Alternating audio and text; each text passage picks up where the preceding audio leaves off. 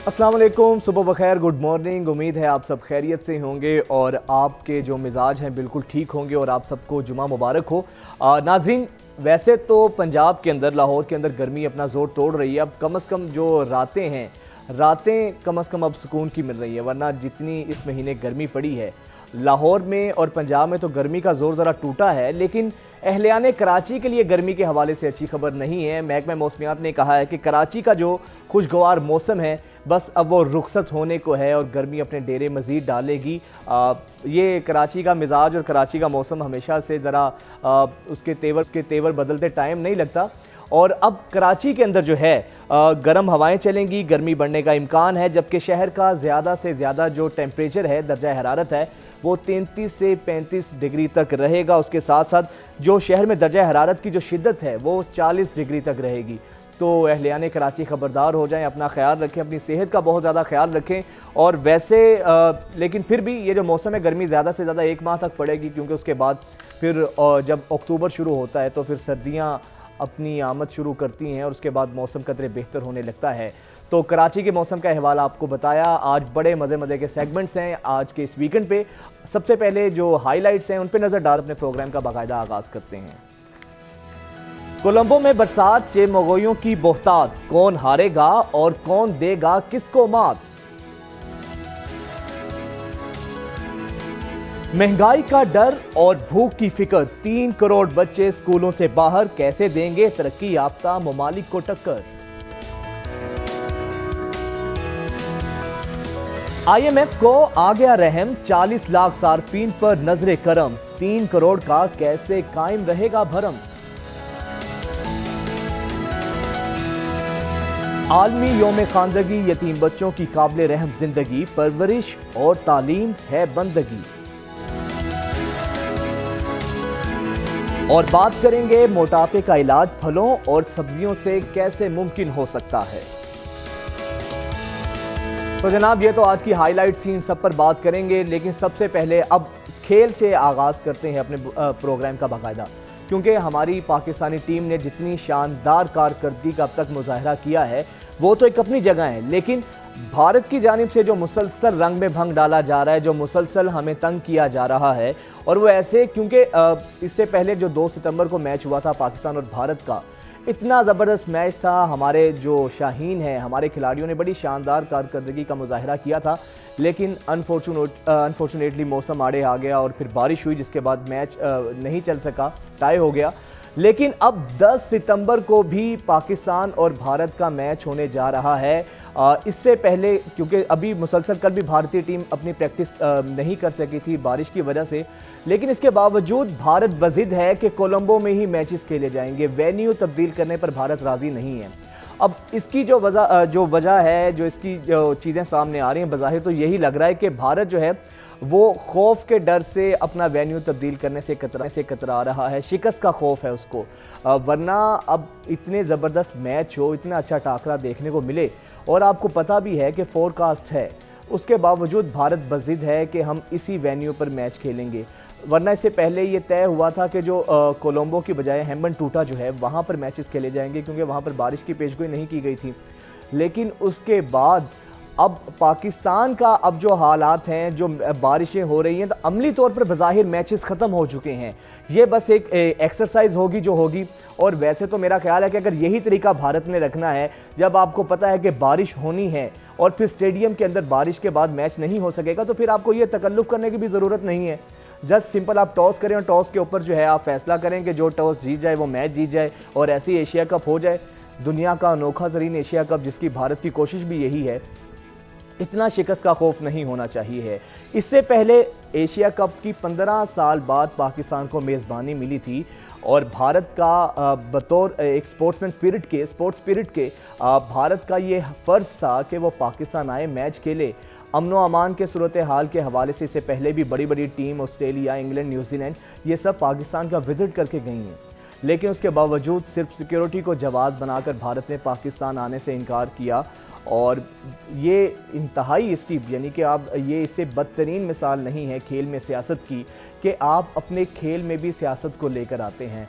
उसके बावजूद पाकिस्तान ने पाकिस्तान ने कॉम्प्रोमाइज़ किया, बल्कि अवाम की तर्जुमानी तो ये थी, जज्बात की अवाम का तो ये कहना था कि अगर भारत पाकिस्तान नहीं आ रहा तो पाकिस्तान भी भारत ना जाए। हमारी टीम इस तरह की नहीं है, इतनी हल्की टीम नहीं है कि उसको इग्नोर कर दिया जाए। लेकिन अब सूरत हाल उसके बावजूद भी हम हाइब्रिड मॉडल की तरफ आए हैं। हाइब्रिड मॉडल पर आने के बाद अब जब ये चीज़ें हुई हैं तो भारत अब इस तरह की हरकतें कर रहा है। इतना शिकस्त का खौफ है कि भारत वेन्यू ही तब्दील करने पर रजामंद नहीं है। इसी तमाम मामले पर senior sports analyst Irfan Zaheer साहब हमारे साथ मौजूद हैं। बहुत शुक्रिया Irfan, welcome to news morning.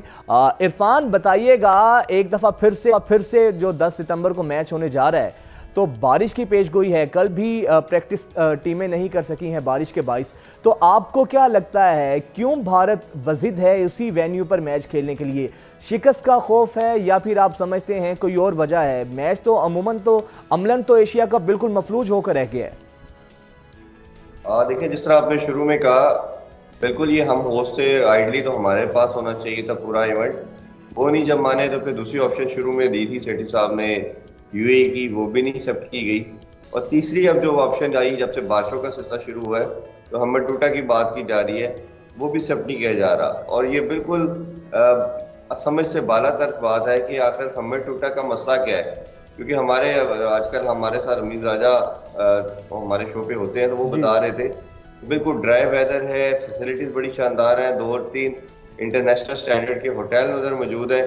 तो किसी तरह भी उधर जाना ना जाने की समझ से बालातर चीज़ है कि क्यों नहीं जाया जा रहा।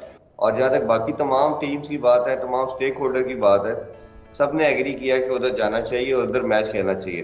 सिर्फ जो जे शाह साहब हैं, ठीक है, जो सेक्रेटरी भी हैं बीसीसीआई के और प्रेसिडेंट हैं इस टाइम एशिया क्रिकेट काउंसिल के, उन्होंने इनकार कर दिया। और जिस तरह आपने अभी इंट्रो में कहा, इसके अलावा कोई बात नजर नहीं आती कि जिस तरह की पाकिस्तान टीम की परफॉर्मेंस है, हम रैंकिंग नंबर 1 है, शायद ये चीज़ उनके माइंड पे हैम्पर कर रही है कि अगर पाकिस्तान के साथ मैच होगा, पाकिस्तान पूरा मैच होता जीत जाएगा और वर्ल्ड कप से पहले वो अपना मोराल डाउन नहीं रखना चाह रहे। इसके अलावा कोई दूसरी सोच जो है सामने नहीं आ रही, क्योंकि जो ब्रॉडकास्टर है उनका बड़ा सीरियस कंसर्न है। उनको बिलियंस का लॉस हुआ है पहले मैच के अंदर, क्योंकि आपको पता है एक इनिंग्स हुई, पूरा मैच कंप्लीट ही नहीं हो सका, तो उस पर ठीक किस्म का लॉस उन लोगों को भी आया।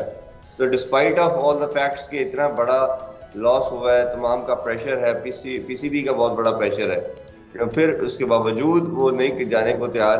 तो ये मेरा ख्याल है एक विदाउट लॉजिक और विदाउट इमेजिनेशन। फिर अब अगला सवाल तो ये होता है ना कि जैसे वो कहेंगे हम वैसा ही करेंगे। इससे पहले हमने कॉम्प्रोमाइज़ किया, हमारा हक था पाकिस्तान का कि भारत आता, उसके बावजूद हाइब्रिड मॉडल की तरफ हमने मूव किया। अब ये जो हरकतें कर रहा है भारत, जे शाह की जिनकी आपने बात की है, तो फिर पाकिस्तान को क्या करना चाहिए है? ये तो एक इससे बड़ी डिक्टेटरशिप की कोई एग्जाम्पल हमें खेल में माजी में शायद कोई ऐसी मिसाल नहीं मिलती।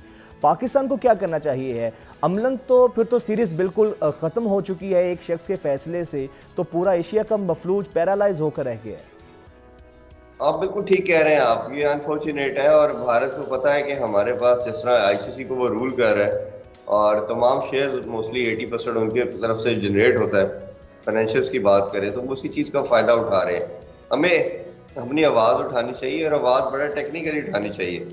उसमें चाहे हम इंटरनेशनल कोर्ट ऑफ जस्टिस में भी जा सकते हैं कुछ चीज़ों को लेके, और कुछ चीज़ों में आईसीसी को भी इन्वॉल्व कर सकते हैं। और मेरा ख्याल है डिप्लोमेसी पॉइंट ऑफ व्यू से सबसे बेहतर ये है कि आप तमाम बोर्ड्स जितने भी स्टेक होल्डर्स हैं उनको साथ इन्वॉल्व करें, उनको कन्विंस करने की कोशिश करें। मेरे लिए बड़ी सरप्राइजिंग चीज़ ये है कि जब ये सारी डिस्कशन हो रही थी तो इंडियन बोर्ड के जो प्रेसिडेंट है राजीव शुक्ला और दूसरा रोजर बिनी, ये इधर मौजूद थे। हाँ बिल्कुल, पाकिस्तान में थे जी। साथ इसी तरह श्रीलंकन बोर्ड के प्रेसिडेंट आपके पास मौजूद थे। इसी तरह बांग्लादेश के जो थे जो हाई कमिश्नर, वो आपके पास मौजूद थे। आपने उनके साथ डिनर भी किया, उनके साथ आपने लंच पे भी इनवाइट किया अगले दिन। तो जब ये सारे बड़ी अथॉरिटीज आपके साथ मौजूद थी तो किस तरह आप किसी को कन्विंस नहीं कर पाए? आपके घर आए हुए थे और आपके साथ डिस्कशन में थे, और आप एक तरफ ये स्लोगन दे रहे हैं कि जी हम सब एक हैं और बड़ा अच्छा चल रहा है, आइस मेल्ट हो गई है, और दूसरी तरफ वो आपकी बात नहीं मान रहे। तो ये बड़ी एस्टॉनिशिंग चीज़ है और मुझे नहीं पता वो डिप्लोमेसी क्या है जो ये चला रहे थे। और ज़का अशरफ साहब किन किन चीज़ों की बात कर रहे थे कि जी हमने बड़ी कामयाबी हासिल कर ली है, बड़ा चीज़ें अच्छी हो गई हैं। एक छोटी सी चीज़ तो आप कन्विंस नहीं कर पाए। चले पाकिस्तान आपने प्रपोजल दिया कि पाकिस्तान मैच खेले दोबारा, फिर नहीं माने, तो एटलीस्ट जो दूसरी बात आप वेन्यू की बात कर रहे हैं, अच्छा उसमें भी अब एक स्कूल ऑफ थॉट, तो जिस तरह आपने इंट्रो में बात की वो बिल्कुल बनता है कि हमने अफगानिस्तान के अगेंस्ट उधर मैच खेले और जीते, हमारी टीम को उधर खेलने का एक्सपीरियंस है, बॉल उधर फंसता है और बड़ा टेक्निकल किस्म की वो पिचेज है। तो डर तो आपको यही है कि उधर पाकिस्तान अच्छा खेलता है, अच्छा खेल के आया है, हमारे प्लेयरों ने उधर खेला नहीं है, ये तो बच्चों वाला एक्सक्यूज है। अगर उनके बैक ऑफ द माइंड ये स्टोरी चल रही है तो ये बहुत इलॉजिकल है, क्योंकि इंटरनेशनल स्टैंडर्ड पे वेन्यू आपकी कंट्रोल में नहीं होता, कंडीशन आपकी कंट्रोल में नहीं होती, आपको तो एज ए प्रोफेशनल हर जगह पे खेलना है। तो बट अनफॉर्चुनेटली बड़ा सरप्राइजिंग है, सैड है कि भारत और प्लस अब एसीसी भी उन्हीं का पार्ट ही है ओबियसली, और वो इन चीज़ों पर रिफ्यूज लेकिन कर रहे हैं। इरफान, पाकिस्तान कोई ऐसी टीम तो है नहीं है जो बिल्कुल एक हल्की सी टीम हो जो इग्नोर हो सकती है बाकी टीम्स की तरह, जो हल्की और कमज़ोर टीमें हैं। वर्ल्ड रैंकिंग में नंबर 1 टीम है पाकिस्तान। हर तरह से पाकिस्तान को वर्ल्ड कप से अगर माइनस कर दिया जाए या पाकिस्तान अगर एशिया कप से माइनस हो तो आपको भी पता है कि इन मैचेस की, इन सीरीज़ की क्या अहमियत रह जाती है बाकी। तो पाकिस्तान क्या, हमें अपनी इंटेग्रिटी, हमें कॉम्प्लेक्स किस चीज़ का है? हर दफ़ा हमारी इस कमज़ोरी को, हमारी शराफत कहें या हमारी आप आला ज़रफ़ी कहें, वुसअत क़ल्बी कहें, कोई भी अल्फाज दे दें, लेकिन इसको तो भारत हमें उस पर टॉन्ट करता है। भारत हमें ताने दिए जाते हैं कि अगर आप ठीक है, इतनी नंबर 1 टीम है तो क्या मसला है आपको, आप ना आए, आप भारत ना आए, अगर हम पाकिस्तान नहीं आ रहे हैं तो कहीं ना कहीं तो अल्टीमेटली स्टैंड लेना होगा। हम क्यों हर बात पे इतना लेटे जाते हैं कि जैसे भारत कहता है हम उनकी बात मान लेते हैं? कहीं ना कहीं तो हमें खड़ा होना होगा। वर्ल्ड कप में भी हमने देखा है जो उसका प्रोमो आया है उसमें भी जिस तरीके से बाबर आजम को इग्नोर किया गया है, कहाँ कहाँ पे नहीं हमें निगलेक्ट किया गया। देखिए उसमें विजाज बिल्कुल ठीक बात कर रहे हैं आप। जिस तरह हमने देखा कि एशिया कप की अगर बात की हमने कि हम नहीं खेलेंगे, अगर हमें होस्टिंग नहीं मिलेगी, तो उन्होंने कहा ठीक है ना आए, हम आपके बगैर एशिया कप करवा लेते हैं। हमने वर्ल्ड कप की बात की कि हम आपके उधर आके नहीं खेलेंगे, इंडिया में आके हम भी न्यूट्रल वेन्यू पे खेलेंगे। आईसीसी ने कहा जी ये कर ही नहीं सकते आप। आईसीसी ने जंप इन कर लिया, उनकी फाइट आईसीसी ने लड़ी। आईसीसी ने कहा जी आप नहीं आएंगे तो हम आप पे सैंक्शन लगा देंगे, आप पे हैवी किस्म का इम्पोजिशन होगी और आपको बड़ा मसाइल का सामना करना पड़ सकता है, हम आपके फाइनेंशियल्स रोक देंगे। तो आप उधर भी डर गए। तो ओबियसली मेरा मानना ये है कि आप शायद अफोर्ड भी नहीं कर सकते किसी भी तरह की पोजीशन, किसी भी तरह की सैंक्शन आप पे अगर लग जाए, आइसोलेशन आप बेयर नहीं कर सकते। आपको उसको करना क्या था, बड़ा टेक्निकली और टेक्टफुली इसको चलाना था। आपने जिस तरह मैंने कहा कि डिप्लोमेसी होती यही है, क्रिकेट डिप्लोमेसी की बात जो की जाती है वो होती यही है कि आप लोगों को कन्विंस करने की कोशिश करते हैं, बताते हैं कि हम क्या है और क्या चीज़ें दूसरी पार्टी कर रही है, तो किस तरह इसको ठीक किया जाता है। बट अनफॉर्चुनेटली इसमें 2 चीज़ें मसाइल नज़र आते हैं मुझे। एक तो हमारे शायद लोग जो होते हैं हेल्म ऑफ अफेयर के वो उतने स्ट्रॉन्ग नहीं है। दूसरी चीज़ ये है कि आपने चांस भी किसको दिया। पहले रमीज राजा साहब थे, वो गए तो नजम सेठी साहब आ गए, उन्होंने 6 मंथ बात की, तो अब ज़का अशरफ साहब है। तो ये दुनिया भी आपका तमाशा देखती है कि आपका तो ना कोई बंदा है ना किसी की वैल्यू है, जिसको चाहे एक दफ़ा हम किसी से बात करते हैं अगली दफ़ा तो होते कोई और है, तो वो किस तरह आपकी बात को वेटेज देंगे। लेकिन इरफान, कहीं ना कहीं तो हमें आके कोई मौक़िफ़, कोई स्टैंड लेना तो पड़ेगा। अच्छा ये तो चलें चीज़ें होंगी। अब जो 10 सितंबर को मैच होने जा रहा है, वैसे तो बारिश ने आना ही आना है, फोरकास्ट है, उस पर भी हम बात कर चुके हैं। अब ये बताइएगा कि मुकाबला कितना तगड़ा देख रहे हैं आप? इससे पहले तो हमने देखा कि हमारे बॉलर्स ने जिस तरीके से दुर्गत बनाई भारत की, तो अब 10 सितंबर को मुकाबला, अल्लाह ना करे बारिश हो, किस तरह का मुकाबला होता नज़र आ रहा है आपको? कहाँ कहाँ हमारी टीम को आपको लगता है कि मेहनत की, काम करने की ज़रूरत है? देखिए हमारा सिर्फ एक ही फ्लॉ नज़र आता है। अगर बॉलिंग की पहले बात करें, टॉप ऑर्डर तो हमारा बेहतरीन है। तो हमने जो भी 2-3 मैच खेले हैं उसमें भी देखा और पास में भी देखा कि शुरू में तो हम किसी भी बैटिंग लाइनअप को नहीं खड़ा होने देते। शाहीन की बात करें, नसीम की, और खासतौर पर हारिस रऊफ की बात करें, वो बहुत खूबसूरत बॉलिंग कर रहे हैं। प्रॉब्लम कहाँ आ रहा है, जब हम इनके पहला स्पेल खत्म होता है 15 से 18 ओवर के बाद से लेके 30-35 ओवर तक, जिसमें हमने देखा कि नवाज और शादाब जब आते हैं तो ये विकेट लेस रहते हैं, इनसे आउट नहीं हो रहे। अब जहाँ तक हमने देखा कि लास्ट मैच में हमने एक्सपेरिमेंट किया कि फ़हीम मुशर्रफ को ऐड किया, उन्होंने थोड़ी अच्छी बॉलिंग की। स्पिनिंग जो डिपार्टमेंट है वो हमारा प्रॉब्लम बनता चला जा रहा है। शादाब ने ऑफ रेट में बहुत अच्छी परफॉर्मेंस दी हुई है, बड़ी विकेट्स ली हैं, हमारा सबसे की प्लेयर भी मैं समझता हूँ शादाब को। बट अनफॉर्चुनेटली उससे अब कोई परफॉर्मेंस ऐसा नहीं आ रही बॉलिंग के अंदर, बिट्स एंड पीसेस में आती है, किसी मैच में बहुत अच्छा, किसी में बहुत बुरी। इसी तरह नवाज के ऊपर भी आई, मेरी समझ से अजीब ये बालातर बात है कि लोग वक्त के साथ सीखते हैं, हमारे परफॉर्मर जो है वो वक्त के साथ नीचे जाते हैं। खासतौर पे जो एक वर्ल्ड कप के अंदर भारत के अगेंस्ट मैच हरवा, उनके लास्ट ओवर में रन होने की वजह से पाकिस्तान हार गया, उसके बाद वो किसी शेल में चले गए हैं, उससे वापस नहीं आ सके। और साफ वो क्लियर एविडेंट था अभी पहले मैच के अंदर भी जब भारत के अगेंस्ट हम खेल रहे थे, उनकी बॉडी लैंग्वेज, उनकी जो बॉल की लाइन लेंथ, वो तेज बॉल करने की कोशिश कर रहे थे, रन बहुत हो रहे थे। तो ये आपको एज ए प्रोफेशनल कुछ चीजें होती है, सीखना होता है। दूसरा जो पाकिस्तान का छोटा सा फ्लॉ नजर आ रहा है वो मिडिल ऑर्डर का नजर आ रहा है। मिडिल ऑर्डर आल्दो के हमने देखा कि इफ्तिखार ने भी नेपाल की अगेंस्ट सेंचुरी की, रिजवान ने लास्ट मैच में 50 की, बट कहीं ना कहीं मुझे लगता है कि उतना स्ट्रांग नहीं है। और अभी एक छोटा सा प्रेशर हमारे पे और बनना शुरू हो गया कि फखर ऑफ द फॉर्म है। फखर इन फॉर्म जब थे तो हमारा बैटिंग ऑर्डर जो टॉप 3 थे वो एक जिस तरह बॉलिंग हमारी, चले ये शुक्र है कि रिजवान भी जरा फॉर्म में आए हैं लास्ट मैच में, वरना उनकी भी कोई कारकर्दगी इतनी मुतासिर कुन नहीं थी इरफान। लेकिन वो दूसरी तरफ फखर की परफॉर्मेंस खराब हो गई कि वो आउट ऑफ फॉर्म हो गए। और हम देख रहे हैं अफगानिस्तान सीरीज की बात कर लें, एशिया कप की बात कर लें, वो रन नहीं कर रहे। टॉप ऑर्डर का रन करना बहुत जरूरी है। इस तरह बॉलिंग के अंदर ट्रायो हमारा बड़ा जबरदस्त है, इसी तरह बैटिंग के अंदर भी हम देखें तो इमाम, बाबर और फखर का रन जब करते हैं तो शायद इन्हीं के रन करने की वजह से हम नंबर 1 रैंक के ऊपर है। बट फखर एक बड़े मैच का प्लेयर है, बड़ा प्लेयर है, उसका रन ना करना हमें डेंटफुल हो सकता है, क्योंकि वो ऐसा प्लेयर है जो वन साइडेड मैच कर देता है, सिंगल हैंडेड टीम को मैच जिता बिल्कुल देता ऐसे ही है। अनफॉर्चुनेटली अभी उनकी परफॉर्मेंस थोड़ी हैम्पर है, बट ऑब्वियसली हम दुआ करते हैं कि वो जल्दी। चलें सर, हम ये दुआ तो करते हैं और उसके साथ इरफान हमारी ये भी दुआ है कि बारिश ना हो, क्योंकि मैच तो हार जीत तो हिस्सा होती है मैच का, बट बारिश ना हो। भारत की ये जो जितनी भी साजिशें हैं या मज़मूम मकासद हैं या शिकस्त का डर है, वो कम अज़ कम इन चीज़ों में आड़े ना आए। बहुत शुक्रिया, इरफान ज़हीर हमारे साथ मौजूद थे। और अगर ऐसे ही बारिश होती है जिस तरह 10 सितंबर को भी फोरकास्ट है और बारिश हो जाती है, मेरा ख्याल है पाकिस्तान को वाज़े तौर पर मौक़िफ़ लेना चाहिए, दो टोक मौक़िफ़ अपनाना चाहिए कि यही चीज़ करने से बेहतर है कि आप ना तो हमारा टाइम ज़ाया करें, ना तो लोगों का टाइम ज़ाया करें। आप टॉस पे फैसला कर लें, एशिया कप जो टॉस जीतेगा वो वर्ल्ड कप ले जाए, वो एशिया कप ले जाए। यही चीज़ आखिरी ऑप्शन नज़र आती है। खैर, अब आगे बढ़ते हैं।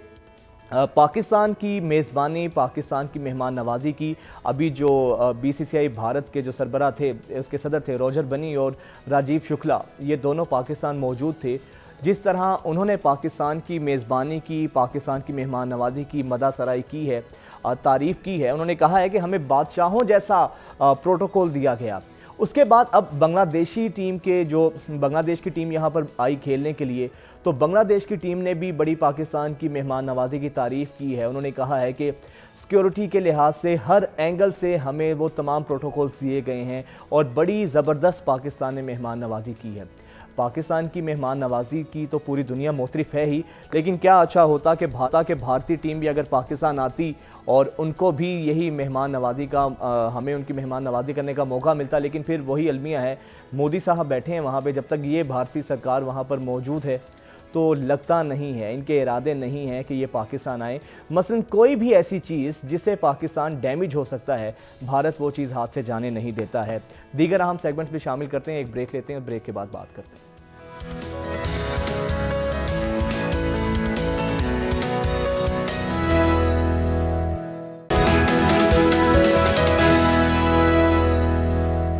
नाज़रीन, 8 सितंबर जो है हर साल उसको वर्ल्ड लिटरेसी डे के तौर पर मनाया जाता है और पाकिस्तान में लिटरेसी की जो सूरत हाल है वो आप सबके सामने है, हम सबके सामने है कि हमारे बेशुमार मुआशरती मसाइल हैं। इसकी वजह इलिटरेसी की वजह, फिर उसके अलावा मुआशी मसाइल के साथ साथ समाजी मसाइल हैं, जिनसी मसाइल हैं, जिसकी वजह से जो हमारे बच्चे हैं वो तालीम हासिल करने से महरूम हैं।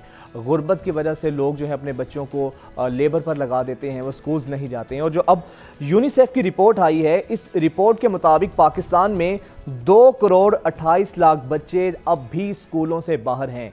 तो ये हमारा फ्यूचर है जिसको हम कहते हैं, और फ्यूचर की बुनियाद पर ही, अपने इन बच्चों की बुनियाद पर ही बंदा मुस्तकबिल की डायरेक्शन को तय करता है और देखते हैं कि हम कहाँ होंगे। लेकिन जब इतने बड़ी तादाद में हमारा मुस्तकबिल तालीम से महरूम होगा तो फिर कैसे वो मुल्क तरक्की कर सकता है। इसी पर बात करने के लिए हमारे साथ आज स्टूडियो में माहिर तालिया वाइन साहब मौजूद हैं। बहुत शुक्रिया ma'am, welcome to news morning. Thank you so much, बहुत शुक्रिया मैम। ये जो इतनी बड़ी अलार्मिंग रिपोर्ट है और लिटरेसी के हवाले से, कैसे कोई मुल्क तरक्की कर सकता है जब इतना हमारा मुस्तकबिल, इतनी बड़ी तादाद में हमारे बच्चे स्कूलों से बाहर हैं? क्या वाकई ही में यही वजह आपको नज़र आती है कि मुआशी मसाइल हैं, जिनसी मसाइल हैं, जिसकी वजह से बच्चे तालीम हासिल नहीं कर पाते हैं, या हमारी गवर्नमेंट की भी तरजीहात नहीं है कि बच्चों को तालीम की जानिब उनको इंगेज किया जाए? मुझे तो ऐसा लगता है कि किसी की भी तरजीहात नहीं है। 2.5 करोड़ नियरली आपने नंबर बताया है। आप सोचिए कि मुझे लगता है कि 2.5 करोड़ का एक मुल्क होता है। बिल्कुल 2.5 करोड़ के बच्चे। बात तो ममालिक ऐसे हैं जिनकी पूरी आबादी भी 2.5 करोड़ नहीं है। बिल्कुल ऐसा ही है। तो आप ये सोचिए कि हमारे मुल्क में ही एक ऐसा मुल्क भी मौजूद है जिसके बच्चे पढ़ते नहीं हैं। वो उसके बीच में बहुत सारे रीजंस हैं। माशी का तो मत ही पूछे क्या हाल है। Education has become so expensive now, और वो जो स्टाइल है वो सिर्फ तब तक चलता है कि हमारा बच्चा कितने महंगे स्कूल में पढ़ता है। जब माइंडसेट हमारे का ये होगा तो हमारे जो छोटे बच्चे हैं जिनके वालिदैन अफोर्ड नहीं कर सकते, आप सिर्फ सोचिए वो क्या करेंगे। और अब जो हालात हैं इकोनॉमिकली स्पीकिंग, वो तो इतने ज़्यादा जिसे कहते हैं नागुज़ीर हो चुके हुए हैं कि आटा रोटी चीनी के मसलों से बस नहीं हमारे वालिदैन निकल सकते, तो हमारे प्यारे से बच्चे स्कूल कहाँ जाएंगे। प्लस दे वांट कि हमारे जो छोटे बच्चे हैं, बड़ा ये पाकिस्तान शोर डालता है कि हमने लेबर पॉलिसी बना दी है, छोटे बच्चों के लेबर नहीं होता, लेकिन ऐसा बिल्कुल भी नहीं है। वो वालिदैन जो अपने बच्चों को स्कूल नहीं भेज सकते, उनके तमाम बच्चे जो हैं या गाड़ियाँ साफ़ कर रहे होते हैं या किसी जगह के ऊपर आपको पैसे मांगते हुए नजर आएंगे, या वो एक अजीबो गरीब सा बदबूदार फूल लेके फिर रहे होते हैं कि ये ख़रीद लो, क्योंकि वो उनको बचपन से ही लगा दिया जाता है। जब तक हमारे सारे मिलके, हम और आप भी, गवर्नमेंट समेत, इस तरीके को नहीं अपनाएंगे कि हम अपने बच्चों को एजुकेट वाकई ही करें, तो क्या ही बात है कि नहीं हो सकते। लेकिन ये ना ऐसी जैसे कहते हैं ना मखमसा सा बना के रखा हुआ है, and they think no we can not do it, everybody is getting education, education is free. It is not free at all. फैंटी is free, misconduct is free, misbehaviour is free, हमारी डिसऑनेस्टी फ्री है, लेकिन तालीम और इल्म फैलाना बिल्कुल भी कहीं फ्री नहीं है हमारे मुल्क में। सादिया साहिबा, बिल्कुल आपने तो बात अपनी जगह, बिल्कुल आपकी बात बजा है। अच्छा, आपको नहीं लगता कि पहले माजी में जो एक उस्ताद और एक शागिर्द का रिश्ता होता था, उसी रिश्ते की बुनियाद पर उस्ताद को एक रूहानी वालिद का दर्जा दिया गया है, रूहानी माँ का दर्जा दिया गया है। अब हमारी बाकी डिपार्टमेंट्स की तरह हमारी एजुकेशन में भी कमर्शलाइजेशन आ गई है। अब जो तालीमी इदारे हैं वो स्टूडेंट को एज ए क्लाइंट डील करते हैं, एज ए कस्टमर डील करते हैं। तो इसकी वजह से भी जब इतनी कमर्शलाइजेशन आ गई है तो फिर तालीम महंगी हो गई है, और फिर गरीब आदमी तो कहता है कि वही मेरे बच्चे जिस पे फीसिस में लगाऊंगा, उसको किसी दिहाड़ी पर कोई लेबर वो करे आके। बिल्कुल वो यही करेंगे कि वो लेबर करे। जैसे आपने कहा कि टीचर का और स्टूडेंट का जो रिश्ता हुआ करता था और उसे कौम का मोहसिन कहा जाता था, मैं इसको कैपिटल लेटर्स में लिखूंगी, हालांकि आई बिलोंग टू एजुकेशन, में फिर भी यही कहूँगी कि बड़े बड़े कैपिटल लेटर्स में लिखा जा सकेगा अब कि बिल्कुल भी हमारे असातिज़ा कौम के मोहसिन नहीं रहे, बिल्कुल भी नहीं रहे। आपने कहा ना रूहानी हुआ करता था, तो रूहानी के साथ बहुत ही अच्छा होगा कि अब आप लगवा दें कि रोमानवी किस्म का एक्शन हो जाता है, क्योंकि हमारे असातिज़ा जो हैं वो माशाल्लाह नज़र व दूर, they don't mind smoking and talking about shisha and drugs with their students. Class से बाहर निकल के टीचर भी सामने खड़ा होकर सिगरेट पी रहा होता है बड़े आराम से, दे डोंट माइंड इट। और ना ही वो बुरा समझते हैं कि अगर हम फीमेल जो हमारी स्टूडेंट्स होती हैं, लड़कियां क्लास में पढ़ती हैं, अब तो मॉडर्न ज़माना आ चुका है, पढ़ते ही सारे इकट्ठे हैं, पढ़ना भी चाहिए, कोई बुराई नहीं है, लेकिन जो कमेंट्री हो रही होती है उसमें टीचर भी शामिल होता है कि अगर कोई लड़की खूबसूरत सी या जैसी भी गुजरी है पास से, तो उसको जो कमेंट्स दिए जाते हैं वो स्टूडेंट के सामने दिए जाते हैं। तो हमारे जो लड़के हैं वो तो दबा कर फिर करते हैं। और मैंने बहुत दफ़ा ये देखा, बिकॉज मैं स्पीकर हूँ, तो मुझे ये लगता है कि जब मैं ये बात करती हूँ तो रिएक्शन बड़ा स्ट्रॉन्ग आता है कि लो जी आप तो ट्रेनर होकर ये बात कर रही हैं। तो मैंने कहा मैं ट्रेनर होकर ही हकीकत से पर्दा उठाना चाहती हूँ, ताकि हम सब आंखें खोल कर चलें और अपने आने वाले मुस्तकबिल को अपने ही हाथों इतने बुरे तरीके से तबाह ना करें।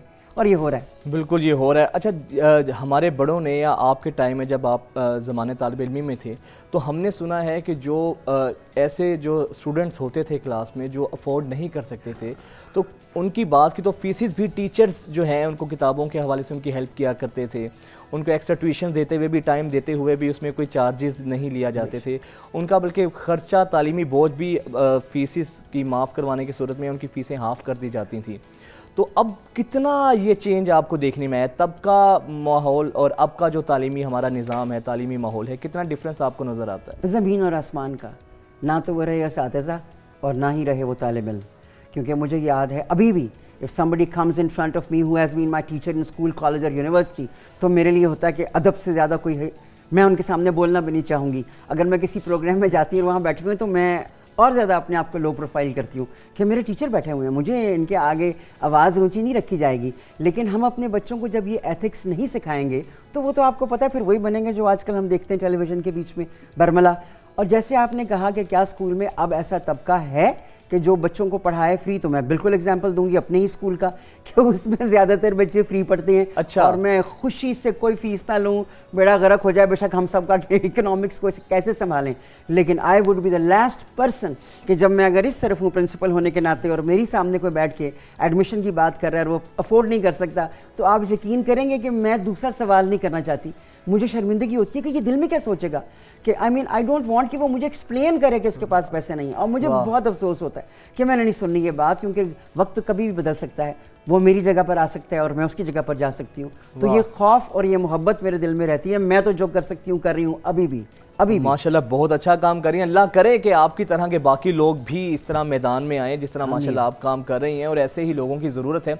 अच्छा, क्या अट्रैक्शन क्या पैदा की जाती है? ये जो 2.5 करोड़ बच्चा हमारा स्कूलों से बाहर है, गवर्नमेंट की सतह पर क्या प्रायोरिटीज़ होनी चाहिए गवर्नमेंट की, या जो नॉन स्टेट एक्टर्स हैं, जो NGOs हैं जो इस तरह तालीमी इदारे चला रहे हैं, टीचर्स हैं, क्या इस तरह की एक्टिविटीज़ या क्या ऐसी कोई मौके पैदा करने चाहिए कि जो ये जो बच्चा है इनको किसी तरह से तालीम के जेवर से आरास्ता किया जा सके? मेरा बस चले, आई विश कि ये मेरी आवाज़ जो है, वो कहते हैं ना जी, अफसरान भला तक पहुंच जाए। What an Urdu, I would like to say that. नहीं इंशाल्लाह आज के प्लेटफॉर्म से पहुंचेगी आपकी आवाज़। आमीन। तो उसमें मैं ये चाहूँगी कि बिल्कुल इसको स्पेसिफिकली, जिसे कहते हैं ना कि इसके आगे नहीं हो सकेगा, तुमको इस रास्ते में से गुजरना होगा, तुम्हें ये काम करना होगा। उसके बीच में हमारे जितने भी स्कूल्स हैं, प्राइवेट हैं, मॉडर्न किस्म के, बहुत महंगे स्कूल्स में बहुत महंगे असातिज़ा होते हैं। हमारी हुकूमत को चाहिए हर स्कूल को, वो प्राइवेट है या गवर्नमेंट का है। गवर्नमेंट के बारे में तो खैर बड़े सवालात होते हैं कि उनके टीचर्स इतने ट्रेंड नहीं होते, लेकिन वो भी तो बहुत अच्छा पढ़ाने की कोशिश कर रहे होते हैं। हर उस्ताद जो किसी स्कूल, कॉलेज या यूनिवर्सिटी में पढ़ाता है, उसको चाहिए कि वो अपनी ज़िंदगी का हर रोज़ कम से कम 2 घंटे एक ऐसी जगह पर जाकर दे जहाँ बच्चों का स्कूल नहीं है। मैं तो बिलीव करती हूँ कि आप किसी भी ओपन एरिया में, तो आप बाहर अपने जहाँ पे कार पार्किंग है आपकी, मुझे वहाँ एक तंबू लगा देंगे ना, तो मैं जितने भी आपके बच्चे उनको पढ़ाने के लिए तैयार होंगी विदाउट एनीथिंग। बेसिक पढ़ाई, इंग्लिश, उर्दू, मैथ, ये बच्चा आपका फिट हो जाए इन चीज़ों के बीच में, तो उर्दू आ जाएगी तो इस्लामियात पढ़ लेगा, मैथ आ जाएगा तो अपनी ज़िंदगी में हिसाब किताब में उसको कोई प्रॉब्लम नहीं होगी। अंग्रेज़ी उसके लिए सीखना इसलिए ज़रूरी होगा कि ये एक ऐसी लैंग्वेज है जो बिजनेस लैंग्वेज है, जो आगे जाके इनके काम आएगी। उसमें तफरीक नहीं करेंगे ना हम, that the modern person should speak English and a person who belongs privilege नहीं है इतना अल्लाह पाक से, अल्लाह पाक ने उसको दूसरे तबके में रखा है, तो हम उसके लिए क्या कर सकते हैं? तो हम उसको तालीम दे सकते हैं किसी भी जगह कहीं भी बैठ कर। तो तमाम टीचर्स की एसोसिएशन होनी चाहिए, मुझे उसका प्राइम मिनिस्टर होना चाहिए। नहीं इंशाल्लाह आप होंगी। अल्लाह आपको आपके इरादों में कामयाब करे। बड़े ज़बरदस्त आपके इरादे हैं और ऐसी ही लोगों की ज़रूरत है हमें। अच्छा ये बताइएगा मैम कि अब आपको क्या लगता है? मुझे तो कहीं ना कहीं लगता है कि गवर्नेंस का भी इशू है। चाइल्ड लेबर बड़ी सख्ती है, उसके कवानीन के हवाले से देखा जाए तो बहुत सख्ती है, लेकिन सरेआम हम बाहर निकल जाएं, सड़कों में देख लें, मार्केट में छोटे छोटे बच्चे हैं जिनके हाथों में खिलौने होने चाहिए थे, जिनके हाथों में किताब और कलम होना चाहिए था, उनके हाथों में, किसी के हाथों में कोई वो गजरे हैं, किसी के हाथों में कोई चीज़ें बेच रहा है, खिलौने हैं जो बेचने के लिए। तो आपको नहीं समझते कि अगर ज़रा गवर्नमेंट थोड़ा सा अपने गवर्नेंस के लिहाज से ज़रा सख्ती करे, और बेशुमार सरकारी इतने बड़े बड़े हमारे सरकारी तालीमी इदारे हैं, उनको बच्चों को वहाँ पे एडमिशन दिया जा सकता है? बिल्कुल दिया जा सकता है। जैसे आपने कहा कि जिन बच्चों के हाथों में किताबें होनी चाहिए, उनके हाथों में मुख्तलिफ़ किस्म के लवाजमात होते हैं दूसरों को बेचने के लिए। कई दफ़ा ऐसा होता है कि कई बच्चे किताबें बेच रहे होते हैं, छोटी ABC वाली बच्चों की, और कह रहे हैं ये ले लो ले लो। तो मैं उस वक्त इतनी ज़्यादा मेरे दिल में ये ख्याल आता है कि काश ये बच्चा ना मेरे साथ ही आ जाए, तो मैं इसको बताना शुरू कर दूं कि ये बुक क्या है और इस किताब के हवाले से, क्योंकि कुरान पाक तो हमारी ज़िंदगी से बहुत दूर चला गया ना, अभी तो हमारी अपनी जो किताबें हैं निसाब की वही पूरी नहीं होती, तो वहाँ पर कौन जाता है? कोई भी नहीं जाएगा। तो हम जब तक, मैं एज अ ह्यूमन बींग और तमाम वो लोग जिनको ये पढ़ा सकते हैं, अपने ही घर के बच्चों को, जो उनकी मेड्स आती हैं, उनको बच्चों को इकट्ठा कर लें, कोई इतनी बड़ी आफत नहीं है। हमारी जो ख़वातीन हैं या जो हमारे हजरात कहा जाता है ना, तो मेन जो हैं, वो जो अपने आप को बड़ी कोई तोप चीज़ समझते हैं, अगर वो सब मिलकर सिर्फ ये कर लें कि मोहल्ला टू मोहल्ला, residential areas to residential areas, वो बच्चों को इकट्ठा करके पढ़ाना शुरू कर दें, तो ये 2.5 करोड़ बच्चे जो भी सड़कों पर फिर रहे हैं और जिनका कोई पुरसाने हाल नहीं है, ये बिल्कुल तालीम हासिल कर सकते हैं, 100% बिल्कुल कर सकते हैं। अच्छा, आज हम ये भी देखते हैं कि आजकल रुझान बहुत ज़्यादा है, हर गली मोहल्ले में एक एक स्कूल है। जिसने घर को खाली किया, कमरे से बेड निकाला, कुर्सियां रखी, और स्कूल कोई मैकेनिज़्म भी नहीं है। स्कूल्स की तो कमी नहीं है, जितनी बड़ी तादाद में स्कूल्स हैं, लेकिन बच्चे उस तरह स्कूल्स भी हमें देखने को नहीं मिलते हैं। प्राइवेट सेक्टर, जो प्राइवेट हमारा एक नेटवर्क बन गया है एजुकेशन का, प्राइवेट तालीमी इदारे हैं, उनकी भी बहुत ज़्यादा जिम्मेदारी है कि आप ज़रा फीसिस अगर थोड़ी कम हो तो एक वो शख्स जो चाहता भी है कि उसका बच्चा, किसका दिल नहीं करता कि उसका बच्चा स्कूल ना जाए और वो तालीम हासिल ना करे, सबका दिल करता है कि उनका बच्चा भी तालीम हासिल करे। तो कुछ ना कुछ हुकूमत को भी चाहिए कि जो अननेचुरल इतनी फीसिस में इजाफा किया हुआ है प्राइवेट माफिया ने, प्राइवेट स्कूल सिस्टम ने, तो उन पे अगर थोड़ा सा कंट्रोल, चेक एंड बैलेंस किया जाए तो बहुत से ऐसे बच्चे हैं जो स्कूल में जाके तालीम हासिल कर सकते हैं। मैं आपको यहीं पर एग्जांपल दूंगी, जैसे आपने कहा कि जो हाई फाई स्कूल्स हैं उनकी तो फीस 1.5 लाख पर मंथ है, मजाक नहीं है। यहाँ पर 10,000 नहीं कमाया जा सक रहा, और वो माशाल्लाह 1.5 लाख अपने एक बच्चे की फीस देते हैं बड़े स्कूल्स में। आपने कहा कि वो क्या कर सकते हैं, जिस स्कूल में जो बड़े स्कूल्स हैं उन्होंने फिर अपनी सब्सिडरीज खोली, सिस्टर कंपनीज के साथ छोटे छोटे स्कूल खोले, और ये कहा ये हमारे उन बच्चों के लिए स्कूल खोला गया है जैसे हमारे गार्ड्स हैं या हमारे मेड्स हैं या हमारे कस्टोडियंस हैं। तो वहाँ पर तो पढ़ाई नहीं है। आपने बिल्कुल तफरीक कर दी कि ये वाला जो घर है ना, इसमें तो रहते हैं बादशाह, और ये जो साथ ही घर है ना, इसमें तो रहते हैं फ़कीर। तो बादशाह का बच्चा जब वहाँ से निकलता है ना, तो जिस हकारत से वो अपने गार्ड को या अपने मुलाजमों को देखता है, उससे डबल हकारत से वो उन बच्चों को देखता है। Because that is it. हम लोग यही सिखा रहे हैं। आपके ड्रामाज, आपका मीडिया सिखा क्या रहा है, बच्चों को क्या पॉजिटिविटी दे रहा है? नहीं। अब तो बच्चा पाम के ऊपर, किसके पास मोबाइल नहीं है, उसके बीच में nobody wants to get education. वो देखना चाहते हैं जिसमें उनको लगता है कि हमें मज़ा आ रहा है, वी आर सो हैप्पी।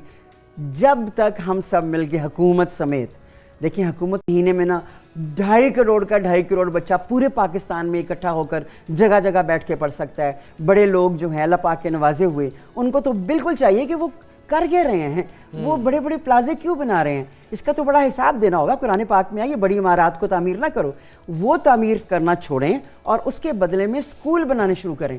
हर एक को दिल करता है मेरा स्कूल होना चाहिए। यहाँ पे अगर कहते हैं जी कोई इन्वेस्टर मिल रहा है हमें, अगर हम अफोर्ड नहीं कर सकते तो क्या कोई है जो इन्वेस्ट करे तो आओ हम स्कूल खोलते हैं।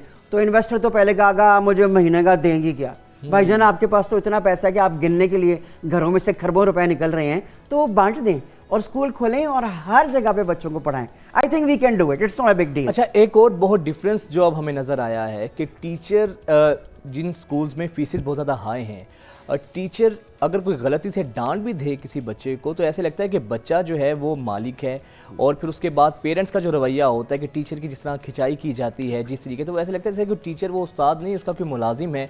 और इस कमर्शलाइजेशन ने शायद इस रिश्ते को भी बिल्कुल उलट करके रख दिया है कि टीचर को ही जवाबदेह होना पड़ता है, और फिर जिस तरीके से बच्चे मामले आते हैं। मैम, लास्टली ब्रेक पे जाने से पहले वही लास्ट कमेंट कर दीजिएगा, अब तजावीज़ कोई सजेशन हो कि कैसे इन बच्चों को दायरा तालीम के अंदर लेके आया जा सकता है, ज़रा मुख्तसर कमेंट कीजिएगा। मैं बिल्कुल मुख्तसर करूँगी कि हर एक को चाहिए ड्यूटी लगा दें हर मोहल्ले में, हर रेजिडेंस के एरियाज़ में, कि ये जो अगर इस मोहल्ले में अगर 25 घर हैं तो 25 घर में अगर 10 माँ बाप पढ़े लिखे हैं तो वो सारे उस मोहल्ले के बच्चों के लिए आंसरेबल हों जो पढ़ नहीं रहे, उनको जगह पर बिठाकर नो नीड ऑफ एनीथिंग पढ़ाना शुरू कर दें। हर मोहल्ले में एक वो होता है ना खलीफा बनाएं, तो कुछ ऐसा खलीफा बनाएं जो बाकायदा इल्म और तालीम दे।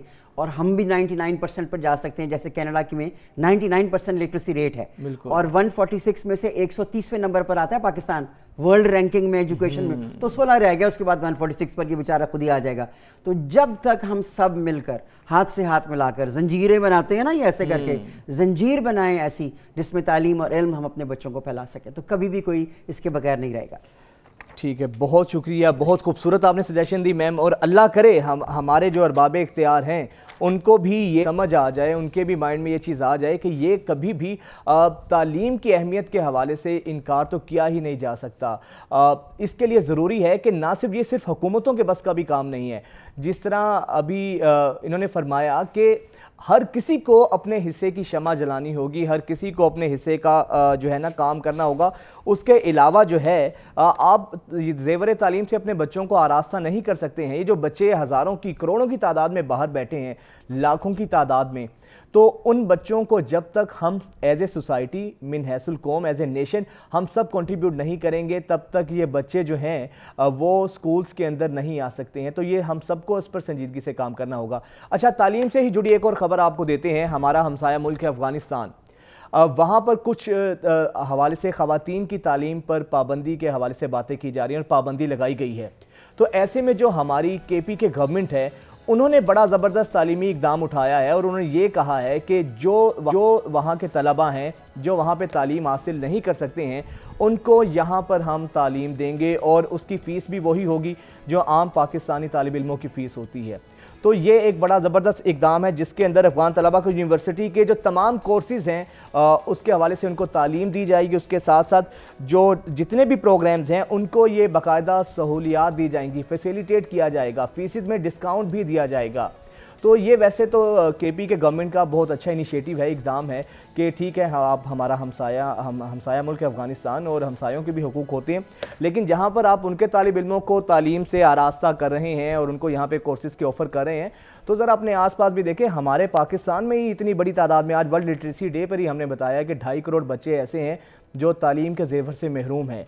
ज़रा इन पर भी तवज्जो दें तो हमारे हालात बेहतर हो सकते हैं। हाजिर होते हैं एक ब्रेक के बाद।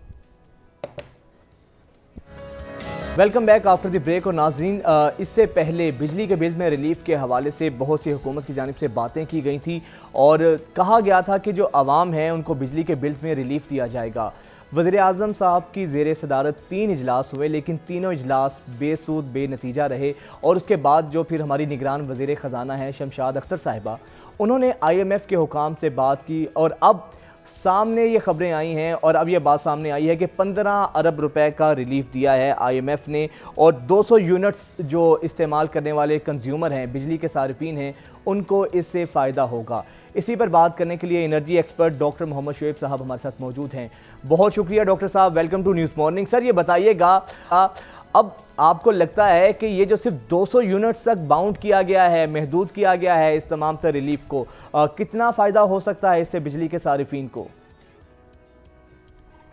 जी, वो कहा जाता है ना, आजकल तो किसी बात को करने से पहले कि जान की अमान पाऊं तो ये अर्ज करूं कि ये एक बहुत ही खूबसूरत सा लॉलीपॉप है जो कि लोगों को पकड़ा दिया गया है कि ले जनाब आपके लिए ये एक खुशी की खबर है, जबकि इसमें शर्म और दुख की बात है। मैं आपको बिल्कुल आदाद शुमार के मुताबिक बताऊंगा। रात मेरा PNN पे इंटरव्यू था और उस वक्त अली मेरे साथ थे, अली के थे होस्ट कर रहे थे और मैंने उनको उस वक्त ही फिगर्स दी और उसी वक्त रिसर्च टीम ने वो सारा डाटा निकाला और वो डाटा मैं चाहूंगा कि आप दोबारा जरूर सर, जरूर शेयर करें आप। 3 अरब रुपए का डिफॉल्टर तो सिर्फ CDA है। मैंने उनसे गुजारिश ये की थी कि 15 अरब रुपए, हमें शर्म आनी चाहिए, हम 15 अरब रुपए का रिलीफ लेकर आ रहे हैं IMF के साथ, और जो खरबों रुपए के डिफॉल्टर यहाँ घर में मौजूद है उनसे कोई पूछेगा कि भाई तुम्हारा क्या हिसाब किताब है और तुम कब ये पैसे दोगे। मैंने रात उन्हें प्रोग्राम में ये बताया कि जनाब आपका ईवान सदर डिफॉल्टर है, आपका प्राइम मिनिस्टर हाउस डिफॉल्टर है, नेशनल असेंबली डिफॉल्टर है, सुप्रीम कोर्ट डिफॉल्टर है, तमाम बड़े बड़े इंस्टीट्यूशन, आपका गर्दशी का कर्जा ऐसे ही तो नहीं पड़ रहा। अच्छा सर, ये मुझे ये समझ नहीं आ रही, यानी कि आप हकाइक की बुनियाद पर ऑब्वियसली आपके पास फैक्ट्स एंड फिगर्स हैं, हमारे डिफॉल्टर्स में ऐवान सदर भी आता है, ऐवान वज़ीर आज़म भी आता है, चैनल में भी मौजूद है, आप मंगवाए ना जरा। जी हाँ जी, ये तमाम के तमाम इदारे आप मुझसे और आप जो बैठे हुए सामने, मेरे सामने स्क्रीन पे बैठे हुए, हम तो इनको 1-1 रुपया दे रहे हैं। आज अगर इन्होंने किसी एक कॉमन मैन को जो बेचारा एक बल्ब चला रहा था उसको 8-10 हज़ार रुपए का बिल भेजा, तो वो तो भर रहा है ना, वो क्या करेगा? वो नहीं भरेगा तो कहाँ जाएगा? लेकिन ये जो हमारे ऊपर शीशनाक बैठे हुए हैं, जिन लोगों ने अरबों रुपए के डिफॉल्ट किए हुए हैं, आप उनसे पैसे लेना, आप क्यों भिखारियों की तरह जाके IMF से पैसे मांग रहे हैं और IMF के सामने झोली मिला? देखिए, मैं आपको एक बात बता दूं, ये बात अब पता लग जानी चाहिए और जल्दी पता चलेगी। मैं आप इंशाल्लाह, मुझे वो कहते हैं ना, ज़बाने खल्क, हम खल्क हैं, हम ज़बाने खल्क हैं, ज़बाने खल्क को निकाला है खुदा जानो। ये अल्लाह सुब्हानहू तआला का निजाम है, आप इस निजाम से कभी डिनाई नहीं कर सकते। मैं आपको ये बिल्कुल फैक्ट बता दूं कि इंशाल्लाह वो दिन दूर नहीं है जब ये सारे के सारे सिस्टम बेनकाब होंगे। तकरीबन इस वक्त हमारे यहाँ आप अंदाजा कीजिए कि 3.25 ट्रिलियन, मैंने आपको बताया ना कि उसका इस वक्त गर्दिशी कर्जा है। सिर्फ 76 अरब रुपया हमने जो इस वक्त कंपनीज है उनको सूद देना है, जो बिजली बनाने वाली कंपनीज है उनको हमने सूद देना है, सूद की मद में देना है, और 35 अरब रुपया अभी इन्होंने उसके लिए एलोकेट किया है। फिस्कल इनडिसिप्लिन, ये एक मैं वर्ड यूज कर रहा हूँ। अगर हमें पढ़े लिखे बच्चे और हमारे जो इस वक्त नाजरीन देख रहे हैं तो इसको जाके सर्च करें डिक्शनरी पे, और या इसको गूगल पे सर्च करें। जो एक फिस्कल डिसिप्लिन होता है, और ये हमारी जो कंट्री है ये फिस्कल इनडिसिप्लिन की शानदार मिसाल है कि जहाँ पर सोर्सेज मौजूद हैं उनको डिग आउट नहीं करते, वो उसी तरह रहने देते हैं और खाली गिलास की बातें करना शुरू कर देते हैं। अच्छा शोएब साहब, फिर तो आपने बिल्कुल सही फरमाया ना, जैसे 15 अरब के रिलीफ पर हम बड़े खुशी के शादियाने बजा रहे हैं, और ये अगर ये बड़े बड़े हमारे सरकारी इदारे जो हैं, जो डिफॉल्टर्स हैं, यही चंद लोग अपने लाइन लॉसेस की मद में या अपनी चीज़ों में अपने बिल्स अदा कर दें, तो ये अगर बिजली चोरी ही पकड़ लें तो ये तो हम वहां से मीट कर सकते हैं जिसके लिए हम उनके आगे हाथ फैला रहे हैं, मिन्नतें कर रहे हैं। एग्जैक्टली। और मैं बिजली चोरी का भी ड्रामा आपको बता दूं। यार देखिए, आप आर्टिफिशियल इंटेलिजेंस के दौर में रह रहे हैं, आप क्या कर रहे हैं? हमें अभी तक गारों की कहानियां सुना रहे हैं। बिजली चोरी का भी मैंने रात को इनको सारा बताया। देखिए, मिसाल के तौर पर अगर मेरी एक स्ट्रीट है ना जिसमें 20 घर है, उनमें से अगर जो उन 20 घरों का जो ट्रांसफार्मर लगा हुआ है उसमें जो बिजली आगे डाउन हो रही है ना, उस डाउन का ये डाटा ले लेते हैं। जरा गौर से सुनिएगा प्लीज मेरी बात, और ये इनको बताएं नाजरीन को, क्या बेवकूफी बनाई हुई है इन्होंने यहाँ पर। बिल्कुल सर, यही हमारी नाकामी और नाअहली है जिसका खमियाजा अवाम भुगतते हैं। क्या डॉक्टर शोएब साहब, उन्होंने साफ बात में बिल्कुल बजा सही कहा है कि अगर हम सिर्फ बिजली चोरी पकड़ लें, अपनी गवर्नेंस जिसका बराह रास्त ताल्लुक गवर्नेंस से है, अगर हम यही बेहतर कर लें तो फिर 15 अरब रुपए के लिए भीख ना मांगनी पड़े और इस भीख के ऊपर हमें शादियाने ना बजाने पड़े। हाजिर होते ब्रेक के बाद।